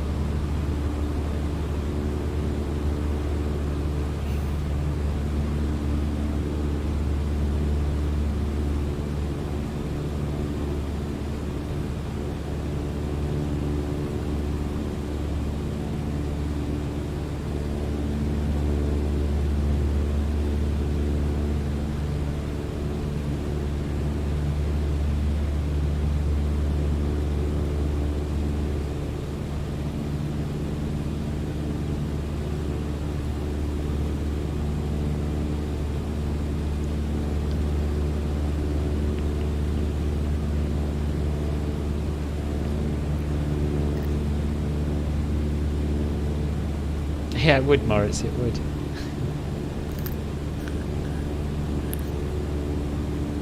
Oh, we have another Vapour on the stream, that's nice. Yeah, it's me. You sound like a steam engine over there.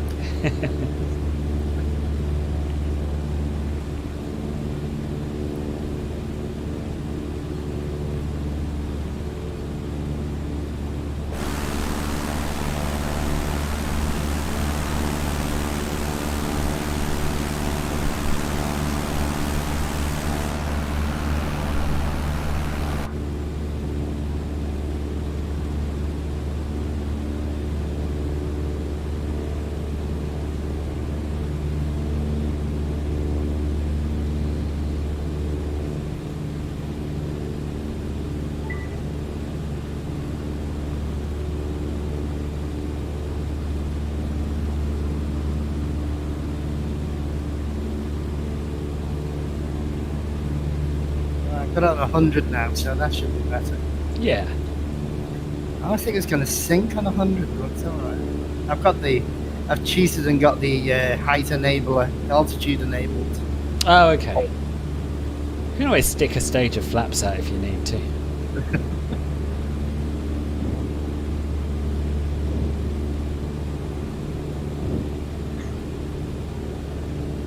It's like my old dad used to say, the cars aren't made to go 35 miles an hour until they got up to speed. And he didn't go over 25 after that.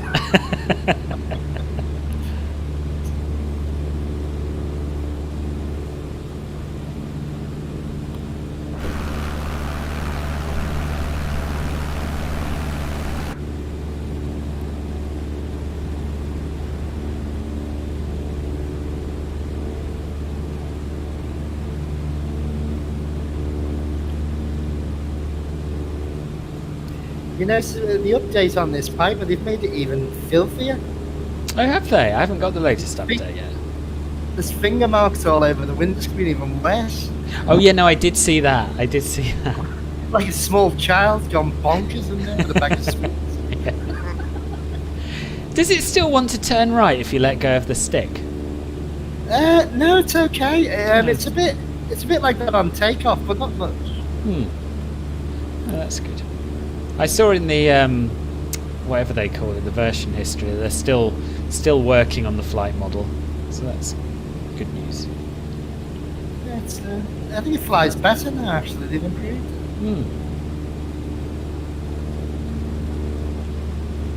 Might take it for a spin after this. Yeah, we'll download the update. Yeah. Or I might take the CRJ for a spin. Haven't decided. What do you think about the CRJ? I really like it. I just wish it was slightly better. I think it will be. I think there are bug fixes to come which will make it better. Have you got it? Yeah. Do you like it? I just tried it a little bit. I think it's sad you can't plan a flight in the broad pattern and bring it to the FMS. Yeah. Yeah, that is a bit of a shame. Well, they're writing their own glidescope capture this weekend. This weekend, are they? That's good. Yeah, they're going for the next update because they said they know it's a bug in the sim and they're fed up with it, so they're writing their own. See, they say it's a bug in the sim, but I've never had it in any other aircraft. Yeah. Well, I think it's because of the throttle control on it. It's easy to dip out, see, I mean, we're used to the A320 just capturing it and dragging the plane around, aren't we? But yeah, that throttle is something else. You've got to keep your eye on it all the time. Yeah, but sometimes, whatever speed you're doing, it doesn't seem to make any difference. It still just won't start descending.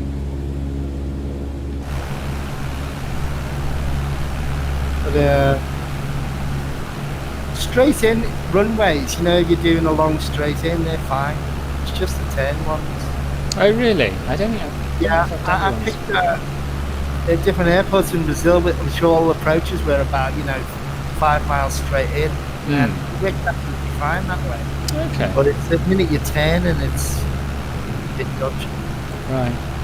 Sorry to interrupt, but we're just approaching York Minster. Ah. So, since the 7th century, York Minster has been at the centre of Christianity in the north of England, and the first stone church was built in about 633. But it wasn't until around 1080 that the building we see today was started, after the earlier minster was destroyed in the harrying of the north in 1069. Alright. It took a further 250 years for the building to be completed. It held a royal wedding in 1328 when King Edward III married Philippa of Hainault, and in 1405 Henry IV had the incumbent Archbishop Richard Scrope killed for treason. The modern building's been struck by fire many times, in 1753, 1829, 1840, and most recently in 1984, when the minster was hit by lightning, causing £2.25 million worth of damage, which included 40,000 cracks to the famous rose window, which was subsequently saved and repaired.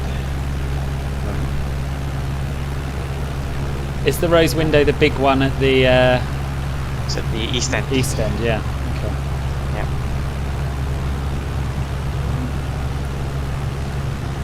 It's an impressive looking building. I'm going to do one more lap to have a look at this rose window. It'll probably just be black when I get around there, but still.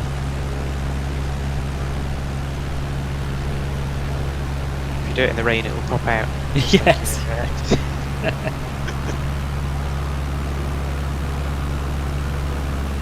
Yeah, it's just black. Still. Not a bad little model, I would say.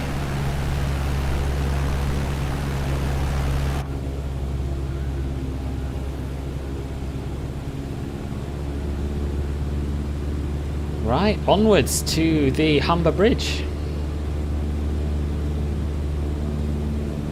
Over to you, Steve. What direction are we going in? 124. 124. We get the plane under control. Hello, Lego Owen, or just Owen. Welcome, welcome. And Nesutan, hello, welcome to the stream. So we're just leaving York and we're heading down to the Humber Estuary. So a good look at the Humber Bridge, Hull, Spurn Point, Grimsby and Humberside Airport.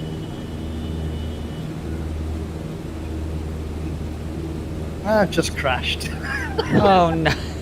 I put the autopilot on and it took a nosedive. Hold on. I can slew, can't I? Yeah.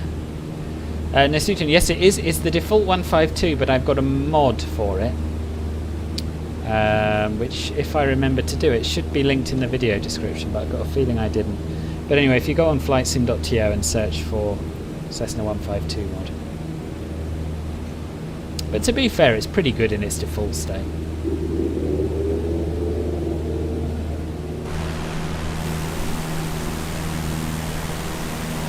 Right, back in the air. Oh good, that wasn't too catastrophic. Yes, that's right, yeah, the JP Logistics mod.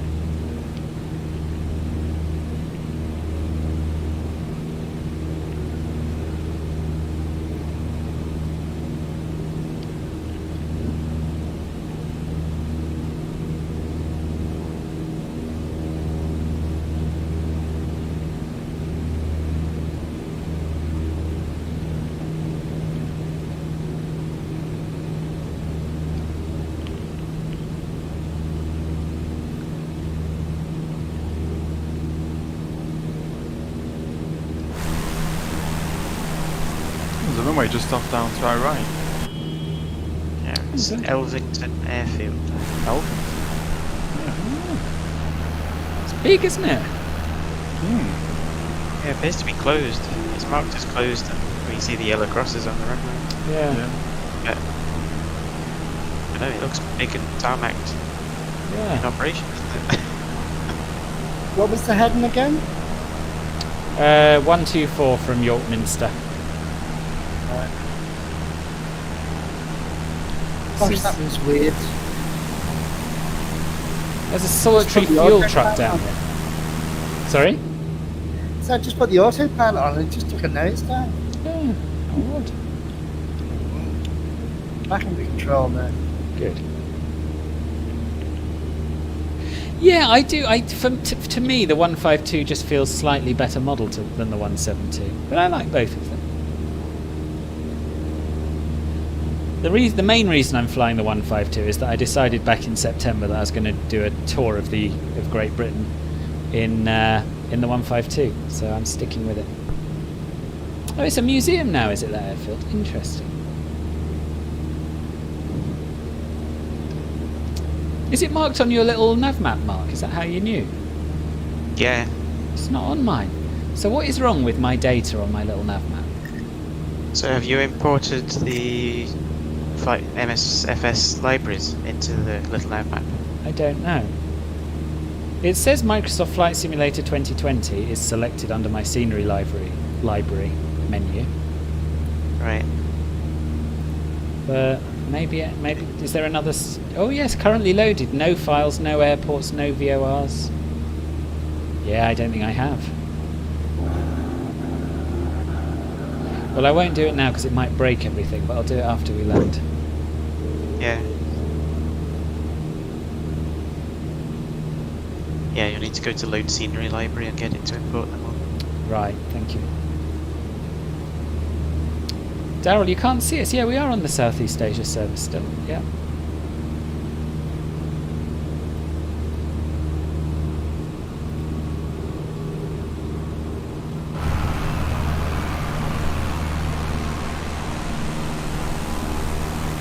Right, I'm ready with Humber Bridge whenever it comes up. Excellent, excellent. I may not see it because I'm so far behind that. But just tell me when you come to it. Okay, okay. you can catch up, can't you? Yeah, I think yeah. you'll be able to catch up.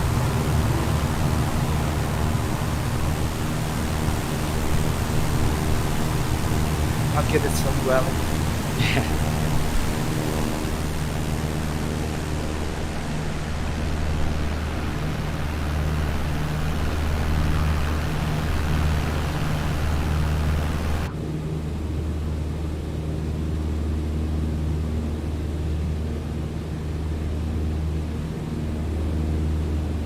It's all very flat here, isn't it? It's a bit too flat. I miss the mountains. Yeah, it's the Vale of York. Hmm.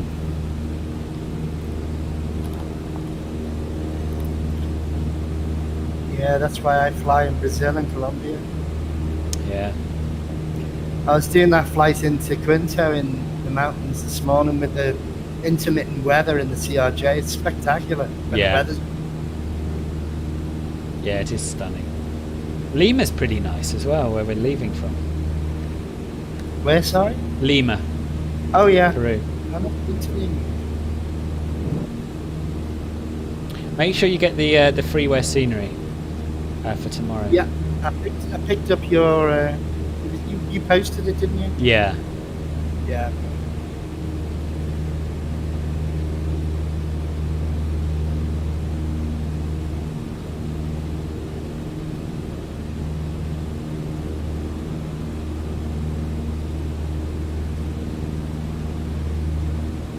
I'll tell you what, getting no stutters in this plane at all. Good. I haven't had one for a long time. Well, since we were approaching... It's not that long, I suppose. Since we were approaching York.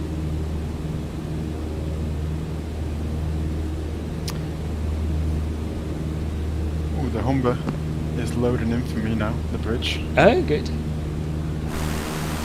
Clear your throat, Steve.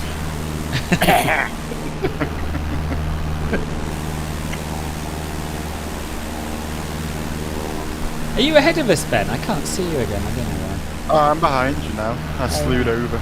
Ah, right. So I'm behind you and wacky. Right. Oh, yeah, I see it. Yeah. Just yeah. At least you can see me now. Yeah, yeah. I don't know what that was about. It's weird. Owen I says... didn't think... No, sorry, go on. No, after. I did think you were looking for Flightzilla rather than Gifted Mango before, but... Yeah, but there was definitely no one there. I had forgotten you were Gifted Mango, but when we were at Newcastle, there was no sign fair enough. of a plane or anything. Owen says, now all I've got to show in this tour is where I live. Do you know, I did think... I'll see how the last route goes. I'm not going to show you my actual house, but I could show you my neighbourhood when we come back to London. I might do that. There's no photogrammetry, so, you know, you'd have trouble stalking me even if you wanted to. Favourite airport in the UK? What, scenery-wise, in the sim you mean, Owen? Or in real life? Both are tricky questions to answer. I do like flying from Heathrow in the real world. Scenery-wise, I think Newcastle possibly. It's really nicely done. But I like Inverness as well because of the approach, which is beautiful.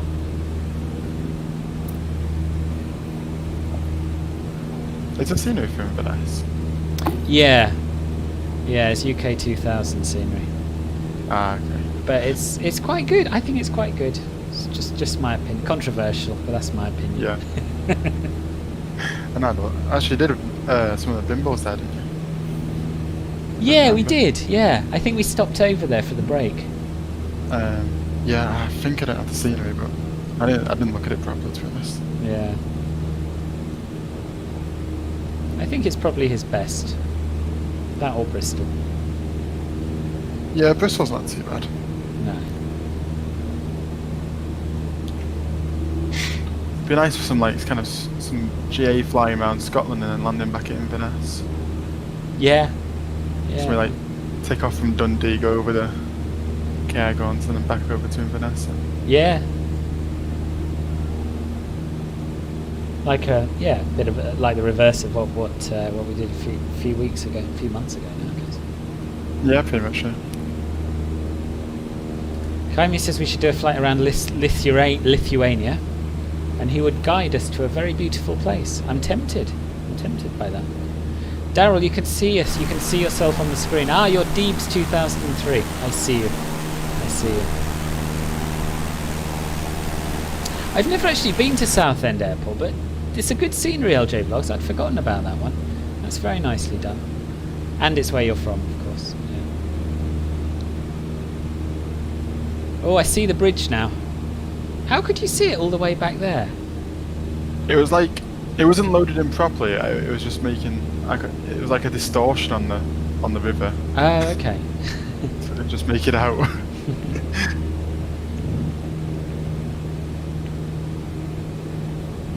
And that my superior vision, you see. How to have eyes so young. Yeah, I wish to. So we've got the lips of Stuttgart and the eyes of Chester. Yeah, that's all.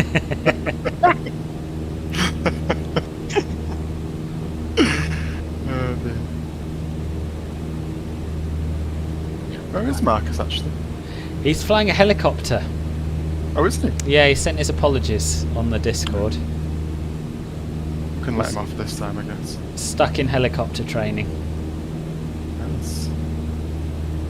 In the real world, is that or in? No, in MSFS. I was gonna say. Yeah.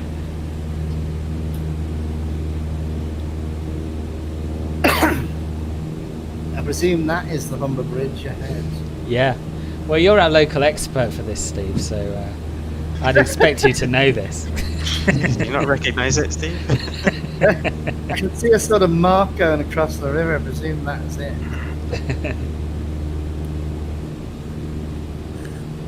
I have flown to Toncontin once, Owen, yeah.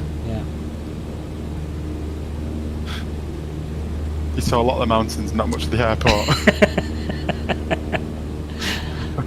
I had to go around, but I got it down in the end. That's what counts. Yeah. Oh yes, that's definitely. You recognise it now. Yeah. Well, I think. Sorry. From the picture I've seen on Wikipedia.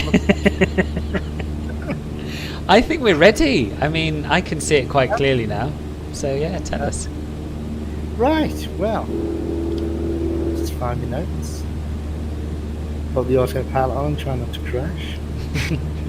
Right. The Humber Bridge near Kingston upon Hull, East Riding, is 220 kilometres long. 2.2 kilometres long, good start. 7,300 feet. Mm-hmm. It's a single span road suspension bridge. It was opened in 24th of June 1981. When it opened, the bridge was the longest of its type in the world, and it was not surpassed until 1998 with the completion of the, and excuse my accent, Akashi Kayoko Bridge, and is now the 11th longest bridge in the world. Gosh, quite a spate of bridge building in the 90s. The bridge spans the Humber between Barton upon Humber on the south bank and Hessel on the north bank, connecting the East Riding of Yorkshire and North Lincolnshire. Both sides of the bridge are in the non-metropolitan county of Humberside until its dissolution in 1996. That's important, that bit. It can be seen for miles around as far as Patrington in East Riding and out to sea miles off the coast. And it is a Grade 1 listed building. You should call it a Grade 1 listed bridge, I suppose. By 2006, the bridge carried an average of 120,000 vehicles per week, and the toll was £3 each way. The toll was halved in 2012, and the consulting engineers were Freeman Fox and Partners, who first produced the idea to this bridge in 1927. And in the early 1930s, the cost of the project was estimated at 1.725 million, even in the 1930s. And the bridge was likely to recoup its construction or maintenance costs. The present bridge was thought up and designed in 1955, and through financing, it wasn't until 1964 that they started getting around to planning it. The bridge was built to last 120 years, and it was completed, as I say, in 1981. Officially opened by the Queen, and a fly past by the Red Arrows. Nice. Fitting. Yes, I like the Red Arrows. Yeah. Yeah, it's really interesting. Thank you. They don't actually say how much it cost in 1981, but it was 1.75 million in 1930. God knows what it was in 1981. Has anyone else got a line across the river? Yes, I have. The east. I think that ties up with the Greenwich Meridian. Oh, really? Just looking on the map, and I've noticed it flying in other parts of the UK. How weird. I think it's something to do with the way that they stitch the scenery together or something. Yeah, maybe. I initially thought it was a sort of a sunken bridge, but it's not. It's just it's like a parting of the water, isn't it? Sort of. It's really weird. Jesus style thing. I got down there really low, and waves are actually hitting that line from both sides coming towards each other, so it's very, very strange. Yeah. I wonder what would happen if we opened the SDK and flattened that bit out. Yeah, dread to think. It's not too difficult to try that. I'll give it a go later. Yeah. Yeah, it does look a bit like the Golden Gate Bridge. It's a similar style. Slightly greyer and less exciting. But yeah. It's got the two piers, isn't it?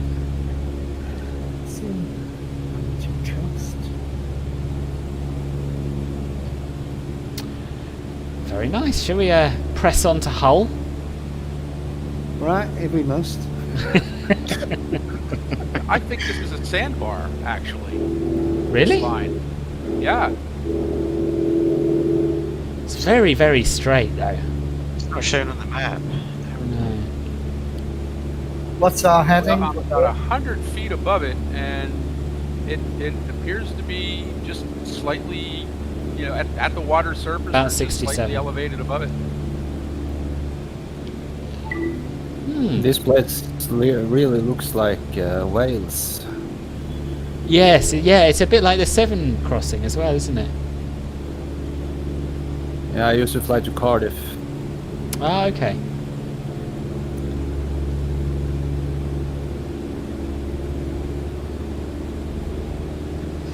So, Steve, I think you're sort of overhead Hull now. I think you've got a bit ahead again. Am I? Yeah. Yeah, I wasn't looking where I was going. I was reading. Yeah, I know. It's not the easiest. So this is Hull. Is this Hull? Yeah. This is Hull. Where I am is Hull. You're probably also over Hull. Yeah. Okay. So Hull. Right.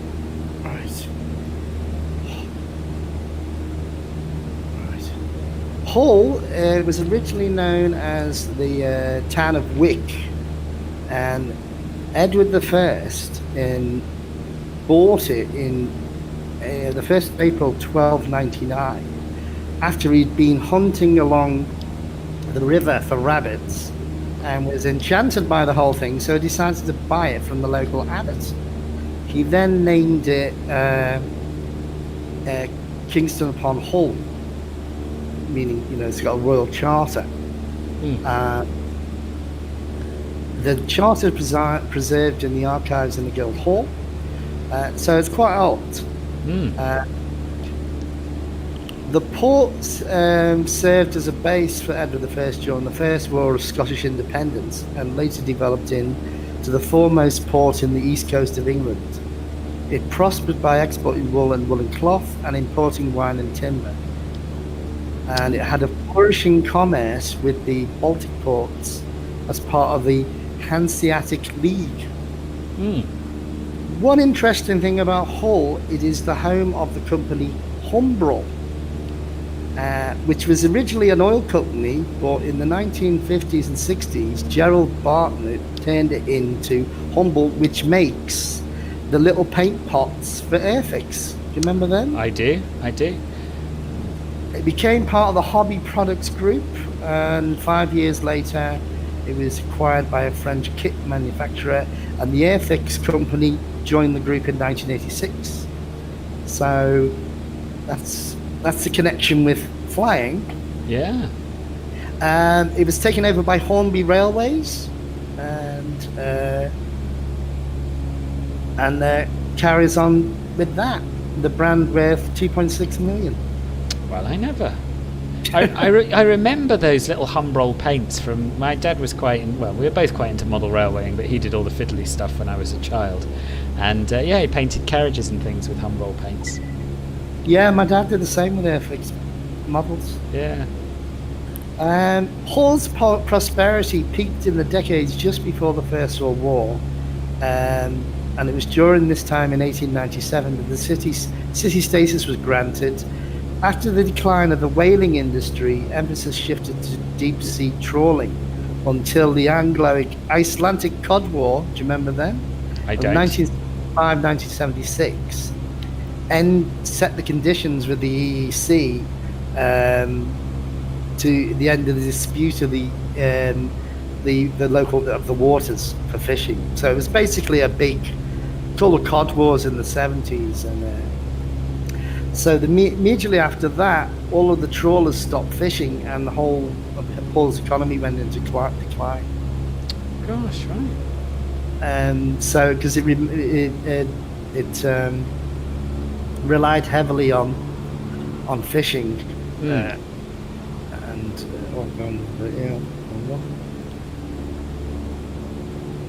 relied heavily on fishing, but that and Grimsby both have suffered since the 70s because of that big dispute with the EEC, which got settled with the Common Agricultural Policy and the Fisheries Policy. Oh, so right. that's why it's in the state it is today, which is pretty much in economic decline. Right. And that's Hull. Very interesting, thank you. But it started off as quite a picturesque place with a king hunting rabbits and liking it. Yeah. And it has ended up sort of quite neglected, really. It's got quite a lot of greenery around it, at least in the sim. Obviously you've got the huge industrial areas by the river, but further inland, it looks quite pleasant. A lot of it was rebuilt because there was the whole Blitz during the Second World War. A lot of it was destroyed. Oh, right, okay. Or, the most recent thing that's had is it was a City of Culture in 2017. Yeah. But that was European. That was the Department of Culture, Media and Sport did that. Okay. As a sort of placement for European City of Culture. Right. And I went to Hull once to visit a friend at university, and many years ago. Didn't seem to have much of a city centre, as I remember. Okay. Yeah, I've been once. I went to look at the university actually, but I don't remember much about it. It's a long time ago. This was like 30 years ago since I've been there. Yeah. The only famous person I know from Hull is John Prescott. He was the local MP. Oh yeah, of course. 2 Jags Prescott. Do you see all the the blades for the wind turbines in the docks. I was just wondering what they were, and I didn't think anyone would know. Yes, I did. I did. I think that's one of the kind of big new industries is they make those blades and then ship them down the Humber out to the North Sea. Ah, interesting. Right, let me catch up with the chat a minute. Hello, Jason. Welcome. Just got in from work. I see you've got Steve doing the commentary. Timey did some work. Yes. Yeah, Steve and Mark have both taken a third of the work off my hands each today, which has been much appreciated. He is doing a good job. It's true. It's true. How was work? LG Vlogs has an Airfix Red Arrow and a Hornby Eurostar set. Komi wants to know if we'll do a flight round Lithuania. Yeah, I'm up for that at some point, definitely. Sounds good. So we're going to head down to the estuary and have a look at Spurn Point now. Right. So we're just going to the mouth of the river, are we? Yeah, we may as well follow the river around. You go to the mouth and there's basically a spit of land sticking out, and that's Spurn Point, and there should be a lighthouse and a gun battery to have a look at for those who have downloaded the scenery. I have, and I've got notes. Good. There's not many notes on it, but I've got notes. No, I couldn't. I had a quick glance for information. There wasn't a lot to be found.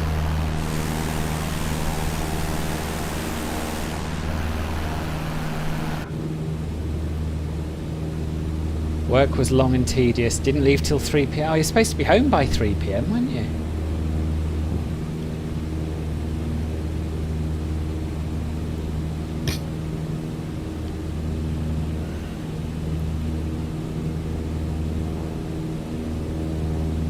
I wondered what your connection to Lithuania was, Komi.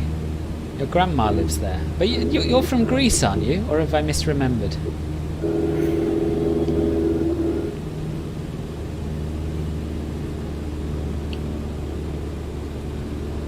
There's a tanker of some sort out there as well. Is that part of the scenery? I don't know. Could be part of the scenery, could be part of the global ships AI thing. Do you have it? I might. Sorry, I don't see it. You don't see it.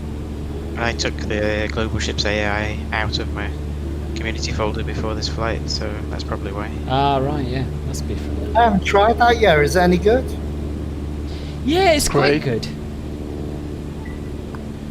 There aren't quite as many ships as I'd hoped for. I flew around Dover and I expected to see a whole bunch of ferries going from there to France, but there weren't many.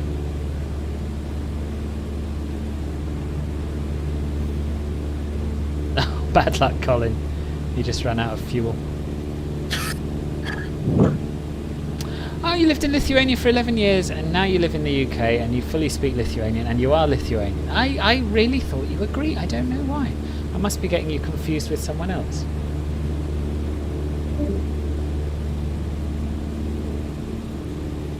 Is Jason moaning about work again? He is, yeah. IT training issues and train shenanigans. I told him just sell up and move to wherever his mother lives. Yeah, Lanzarote. Lanzarote. Yeah. Sorry, Philbert, I have to leave. Thank you very much for the flight. It was great. Oh, no problem at all. It's nice to have you along as always. Thank you. Bye-bye. See you soon. Bye.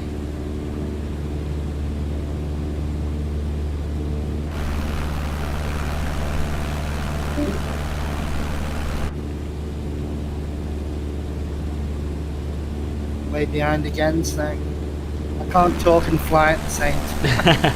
No worries. We can wait for you to catch up.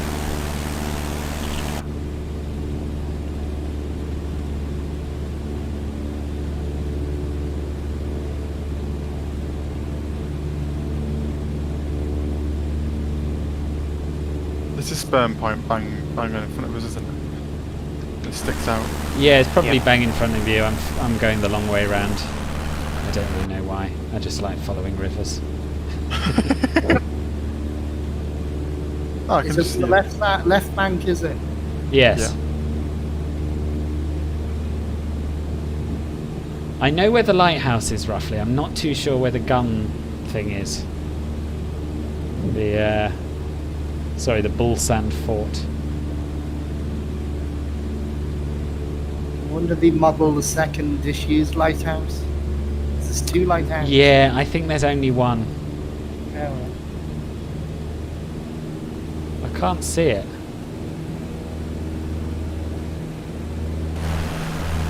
I might be looking in the wrong place.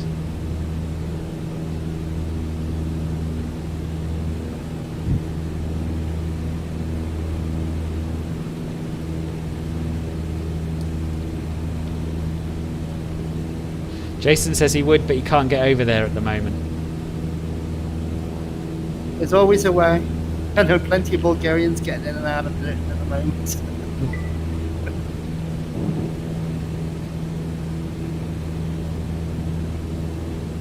There's no railway on Lanzarote though. What would he do for money?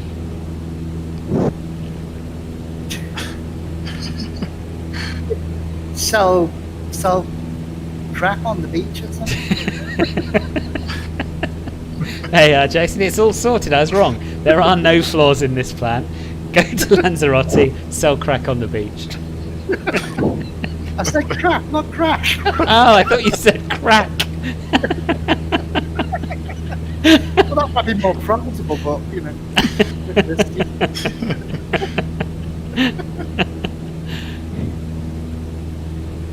Don't know what you're thinking, Phil, but I mean, you had grass in your plane earlier. It's true.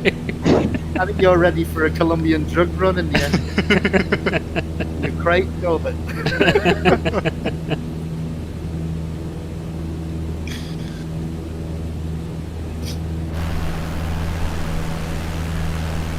Shout if anyone sees a lighthouse or a fort.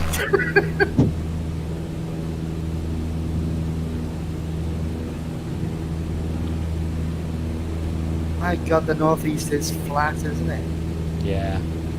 It's flat as a pancake.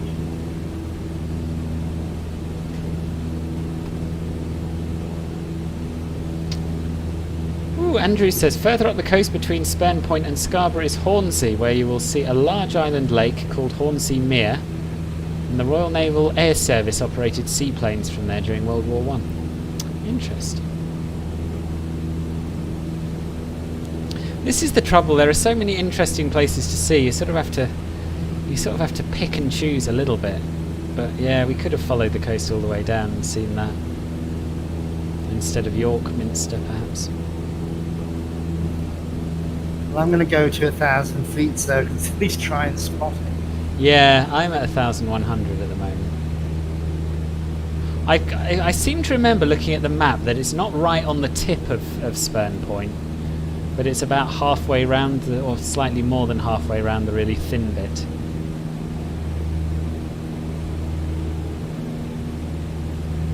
Oh, it's that pointy bit over there, I have to see. Yeah. Oh yeah, there I see it. I see the lighthouse.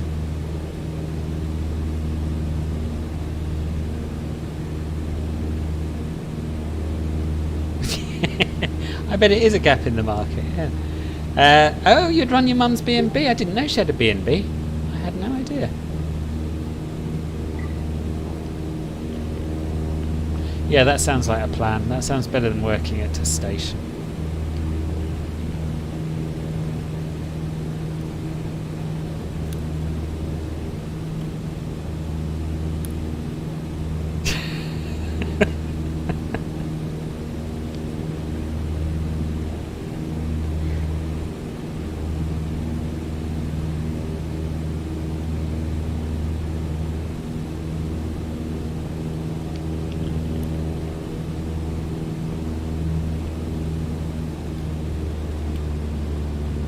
You just seem to work a lot more than you, Phil, but are you on part-time or something?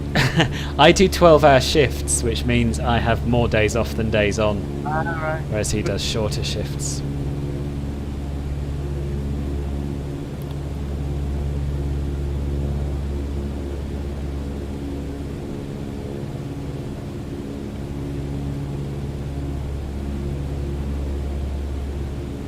Right, here's the lighthouse. I'm pointing right at it now. Okay. I'm going to point to you. Okay.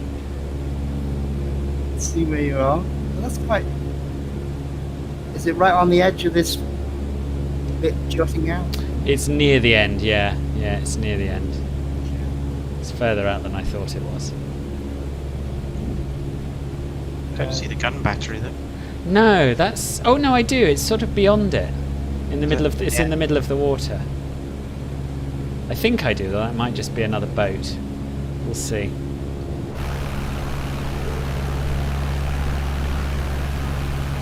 I actually walked down here just a few years ago. Oh, really? It looks quite desolate. Yeah, it is. Very windy. Yeah, I bet. Oh, I can see it now.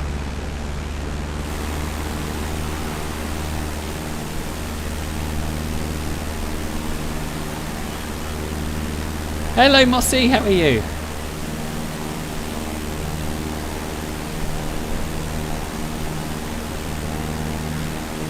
You do 11 hours? Oh dear, I thought you did shorter shifts. Spurn Point is home of the Humber lifeboat, which has one of the few full-time paid crews. Didn't know that. I take it are you relatively local to here, Andrew? Oh, Kev Keg has landed right by the lighthouse. Show off. Right, okay, here we go. Right, in Spurn Point in 1767, John Smeaton was commissioned to build a new pair of lighthouses. Smeaton's high light at 90 feet tower remained in use until 1895. In 1895, both this low light and Smeaton's high light were replaced by a single lighthouse which stands on the brass of Spurn Head. The 1852 low light also stands on the sandy shore of the island, but it's been replaced. The lantern's been replaced by a large water tank. The new Spurn lighthouse was built in 1895, 128 feet, round brick tower, and painted black and white. The lantern contains a very large revolving hyper-radiant optic by Chance Brothers and Co., and its white light has a range of 17 nautical miles. Wow. And displays a flash once every 20 seconds. In addition, there were separate sector lights too, which were marked particular shoals or sandbanks, while another indicated the main channel along the Humber. Initially oil lit, the lighthouse was converted to electricity in 1941 to enable the light to be lit briefly as and when requested by Allied ships and convoys, and then extinguished for obvious reasons. And that's what I've got on the lighthouses. Nice. On the forts. yeah, let's have the forts and we'll try and find them. Okay. Bullsand Fort. 2 forts were planned in 1914 at the start of the First World War to protect the sea entrance to the Humber Estuary. They stand 59 feet above the water and have a diameter of 82 feet, and there was accommodation for 200 soldiers. Started in May 1915, they took more than 4 years to build, and construction was not finished until December 1919, a year after the war ended. That wasn't much use, was it? No. During the Second World War, the forts were reactivated and modernized. They were regularly attacked by enemy aircraft, and during this time, they installed submerged netting to prevent enemy submarines from travelling up and down the estuary to Hull or Grimsby. The forts were finally abandoned by the military in 1956, and that's that. Nice, thank you. And I think this is one of them that I'm flying towards now. I think. Just fly back around again because I'm miles away again. If you can't do a hold on this plane. Yeah, it is. Is this a fort? Yeah. Yes, I think it is. Got some more information coming through. There are little towers along Spurn Point, and apparently if you get caught out during high tide, you can climb them and await rescue. Very interesting, Jay Archer. Thank you. Work, and more were our bad luck, Mossy. Yeah, that's no way to live. Jason's envious of you flying all the time, Steve. Well, I told him, just sell up and move. Yeah. That's what I did. That's a really interesting looking fort, isn't it? This was worth the trip. Worth the trip. Very nice. I don't know if that's the only one that's in the scenery or if there's another one somewhere. But I guess once you've seen one, you've seen them all.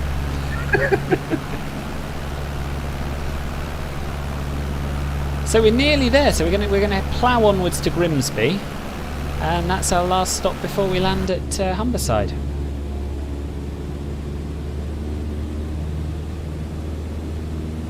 Okay. So I'll head back to the fort and then return with you lot. I'm not crashing it, blonde boy. Sorry. Even who gives you money for it? Depends on the price.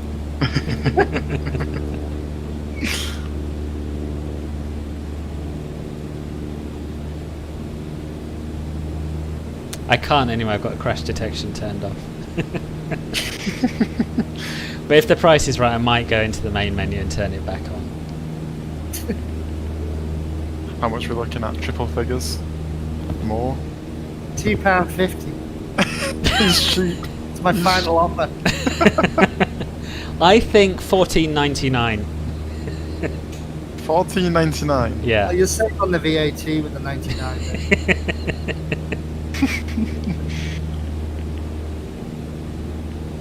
Is that the fort on that bit of land in front of the lighthouse?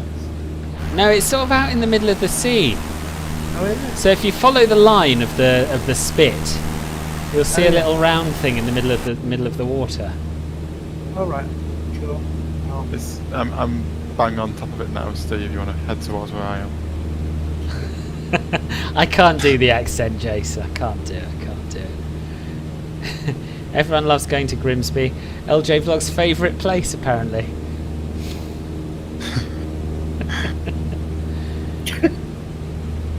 I know nothing about Grimsby except that Kevin Clifton from Strictly Come Dancing is from Grimsby.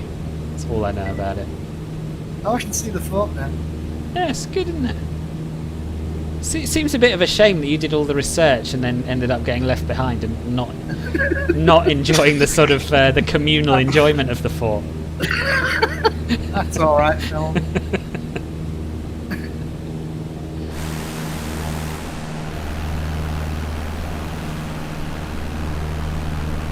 I'm used to delayed gratification. Hello, Alex Space Llama. Welcome to the stream. A little bit of a freeze over Grimsby. It's got a beach. It's got a station. That's about it. I also been to Grimsby as well. I bought a scooter in Grimsby. Oh, right. In my naive youth, I went up there on a 50cc scooter over the Pennines and then froze to death. It took me hours. Oh, God. 15 hours from Liverpool. Oh, my God. And I finally arrived in Grimsby at midnight. Yes. That's all I'm saying. So you basically you went there in a scooter to buy another scooter? Yeah, a bigger, faster scooter and exchange it. Right, okay. And being young and stupid, I thought, oh, that's not that far, I can do that. You know, not realising how long it takes a 50cc scooter to get over the Pennines. Right. But the Pennines were beautiful, if freezing. I ended up singing at the top of my voice to keep myself awake. And not come off the road. That does sound bleak. That sounds really bleak. Sounds idiotic. Yeah. We're all a bit idiotic when we're young. Yeah. Right, Grimsby. I've got some good information on Grimsby. Grimsby has a connection with the Vikings. Oh. sometime in the 9th century AD, Grimsby was settled by the Danes, and according to the legend, the name Grimsby derives from the name Grim, a Danish fisherman. The suffix is derived by the Old Norse word for village, which is by, compared with the Swedish by. So that's where it's got a name. It means fisherman town. During the 12th century, Grimsby developed into a fishing and trading port, and at one point ranking 12th in the importance of the crown in terms of tax revenue. And the town was granted its charter by King John in 1201. Right. In the 15th century, the Haven, which is the river, began to silt up, preventing ships in the Humber from docking. As a result, Grimsby ended a long period of decline which lasted until the late 18th century. By 1801, the population of Grimsby numbered 1,524, around the same size it had been in the Middle Ages. The Grimsby Haven Company was formed by Act of Parliament in May 1796 for the purpose of widening, deepening and enlarging, altering and improving the haven of the town and port of Great Grimsby. After dredging of the haven and related improvements in the early 19th century, the town grew rapidly as the port was revived. The railways arrived in 1848, making it easier to transport goods to and from ports to market and farms. Yeah. Coal mined in South Yorkshire coalfields was brought by rail and exported through Grimsby. Rail links direct to London, and the Billingsgate Fish Market allowed for fresh Grimsby fish to gain renown nationwide. The first true fish dock opened in Grimsby in 1856, and the town became the centre for the development of the commercial fishing industry. Post-Second World War, after the pressures placed on the industry during the Cod Wars, again, and the European Union's Common Fisheries Policy, which distributed fishing quotas, many Grimsby firms decided to cease trawling operations from the town, and the suddenly the demise of Grimsby fishing industry brought an end to a way of life in a community that had lasted generations. The loss of the fishing industry resulted in severe economic and social problems for the town, as it had been suffered by towns in the coalfields following the decline of mining. Huge numbers of men became redundant and highly skilled in jobs that no longer existed, and they struggled to find work ashore. So quite sad, really. Yeah, that is sad. Yeah. So it sort of had two periods of boom in two different industries, and sadly declined both times. Yeah. I noticed some cars, what appear to be cars on the dockside. I wonder if that's what they're doing these days. Importing cars. Yeah. I mean, I remember when I went there, but it was 30 years ago, and it was pretty barren, sparse. Yeah. Not bustling or anything in there. So I don't know what it's been like since. No.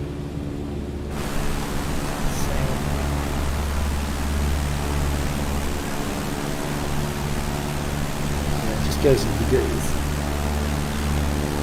Just what, sorry? Yeah, it's just mostly retail now, like everywhere else. Yeah. Retail, shopping centres, and stuff like that. Yeah.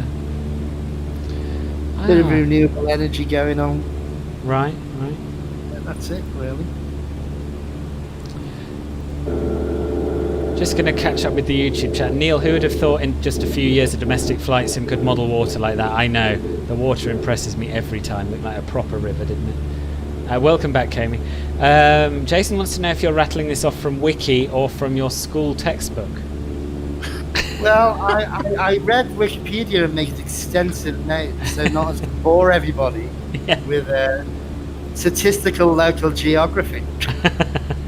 If you want to know the population and the make of soil, I can go into it if you want. No, you did well. That was some interesting stuff. But he did compliment your read through. He said it was very well read. Scouse news. Good. Well, we're going to head to Humberside Airport. Wind is still from the west, so I thought we'd land on runway 26. We can do a more or less straight-in approach. If you follow me, it'll all be fine, probably. What's the suffix for the code for Humberside? Echo Golf November Juliet. Ah, yeah, got it. Just put it in the direct.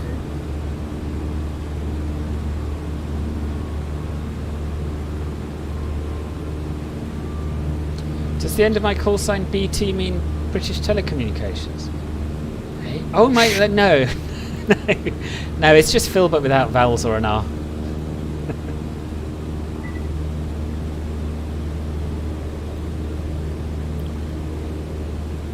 Right, I've made a course for that. Good.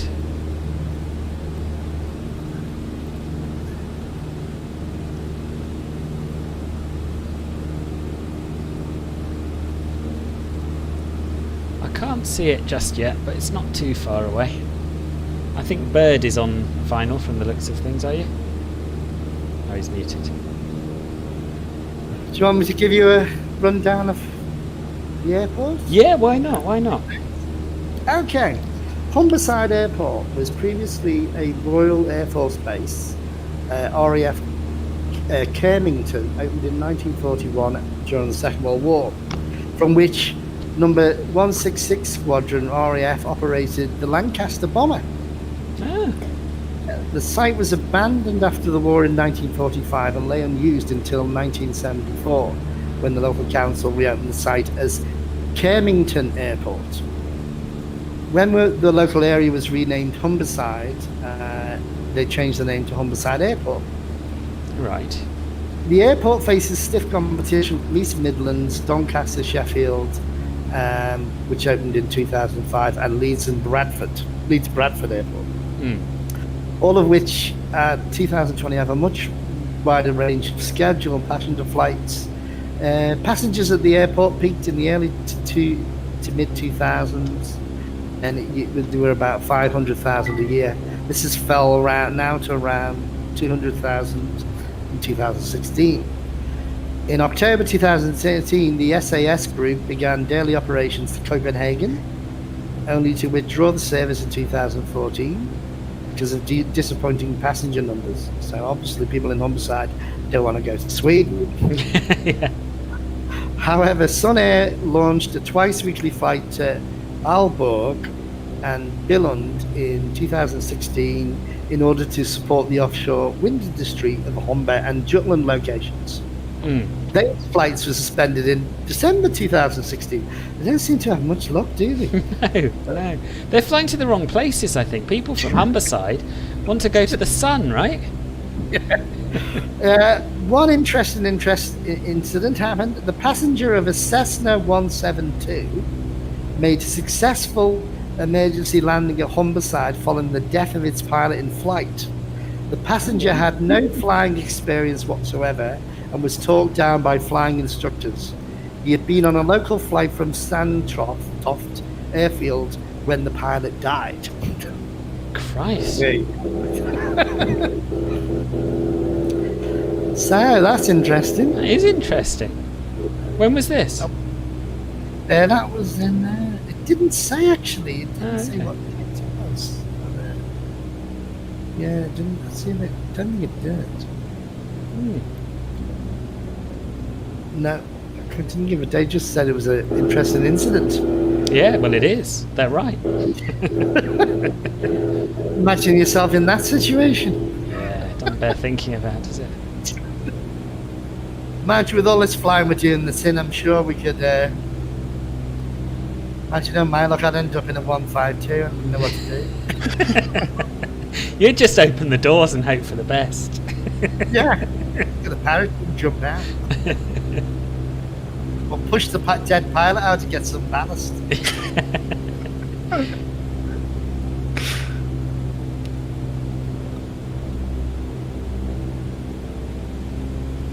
Okay, so I said doing a big circular procedure, the ILS. Right, yeah.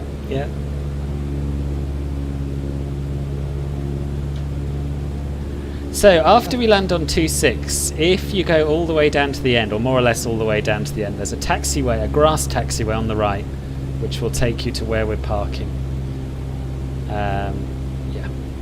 Oh, you should see me.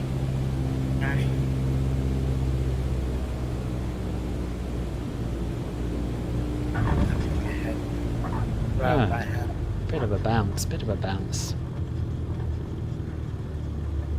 Mind you, Kev Keg is ended up on a wingtip from the looks of things. I tell you what, I'll get off the runway and I'll stop there and then I'll watch the rest of you coming in. Because for once, I'm near the front.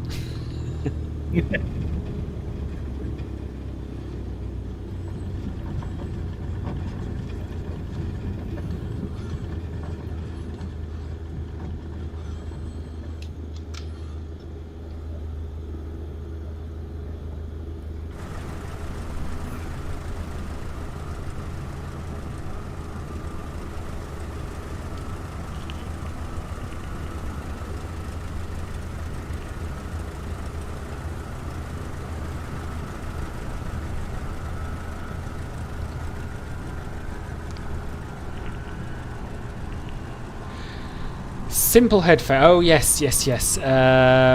Couldn't see what headset I'm using. It's a very cheap one off Amazon. It's about £15. Nothing fancy, but the microphone's not bad. Yeah, I see. Yeah. No, I'm not using VR. Is this the last airport? It is, Rodrigo. Yes. Should you join us in voice chat? I mean, you're welcome to, Kaimi, but we're done for the day now. But next time you should fly with us as well. If you're able to.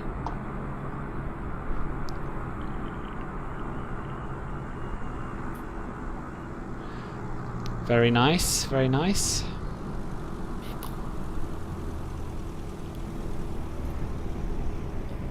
Marks down.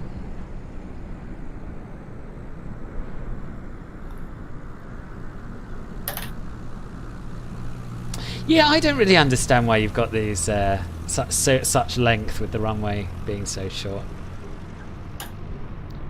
So who's left? Steve and Ben and DPE. Oh, Steve behind me?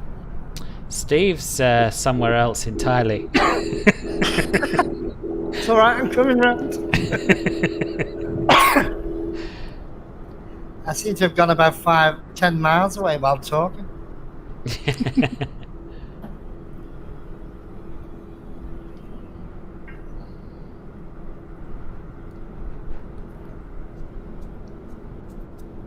So the three pipers. ILS procedure. Right. Because it's like built for a jet. It's about 20 miles.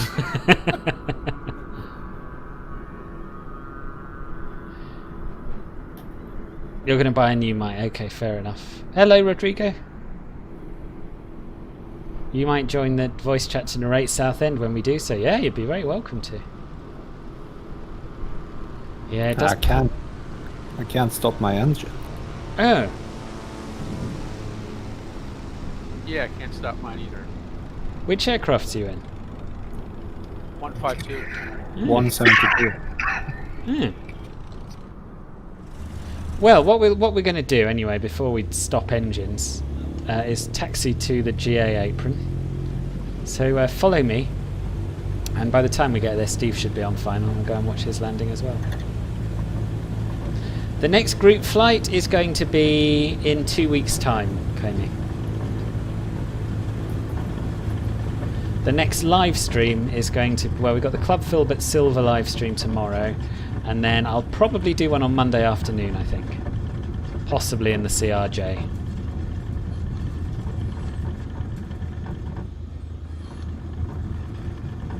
Oh, hello, people.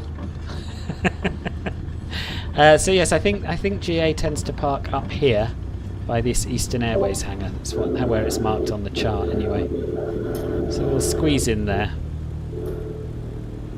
It is so windy. I'm struggling to taxi straight, never mind land straight. I use like a lot of rudder to keep myself straight. Yeah. To be fair, I should get some rudder pedals. Should invest. Yeah. I just don't know where they're going to go because my feet already touch my computer under the desk.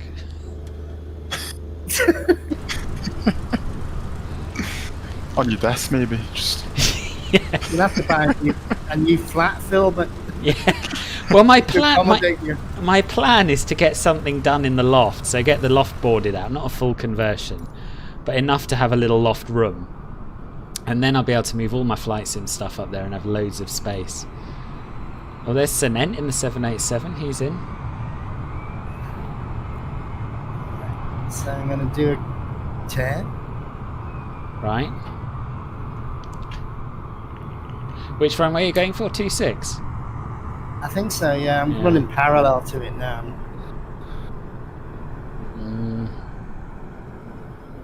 Yeah. I think you're running parallel to the other runway.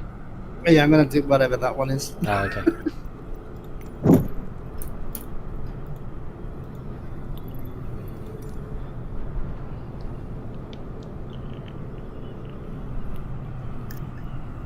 Oh yeah, that's easier.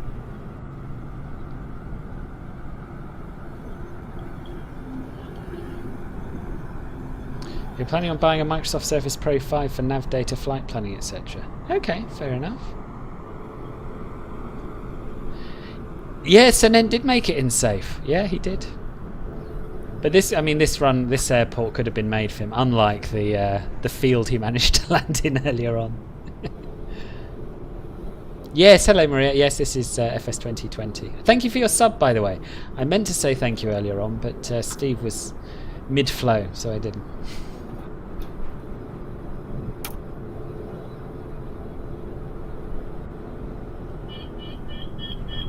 Oh, that doesn't sound good. If you pull circuit breaker number 5, it eliminates having that warning. Oh, really? I don't think the CAA advise it, but I do. Oh, that's the no gear down warning, isn't it? Yeah. If you go beyond flaps 1. I always pull it because I don't listen to that. Not quite straight in, but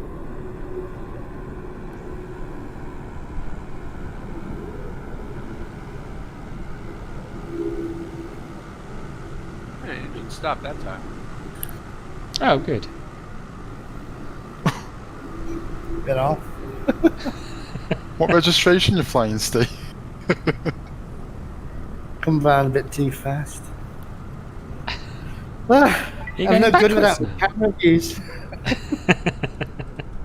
Come join us on the apron, it's all fine. You got down. Okay. You got down. Where are you? There you are over there.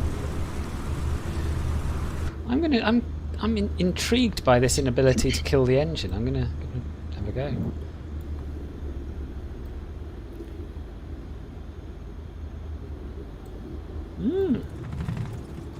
Oh, it has stopped, but it didn't want to initially. Oops, what am I doing? Turn some lights off. Turn the magnetos off. Close the stupid logbook thing. That logbook comes up everywhere. I landed in the field the other day and it came up. Yeah. Even though it's a field. Yeah, it celebrates any landing, I think. Any time you touch down and turn the engines off.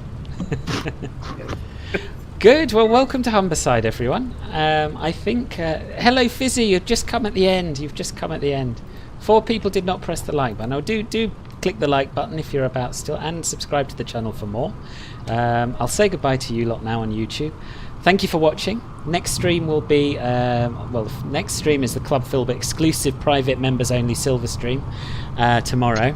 So do join Club Filbert if you'd like to come along to that. Click the join button below for more information.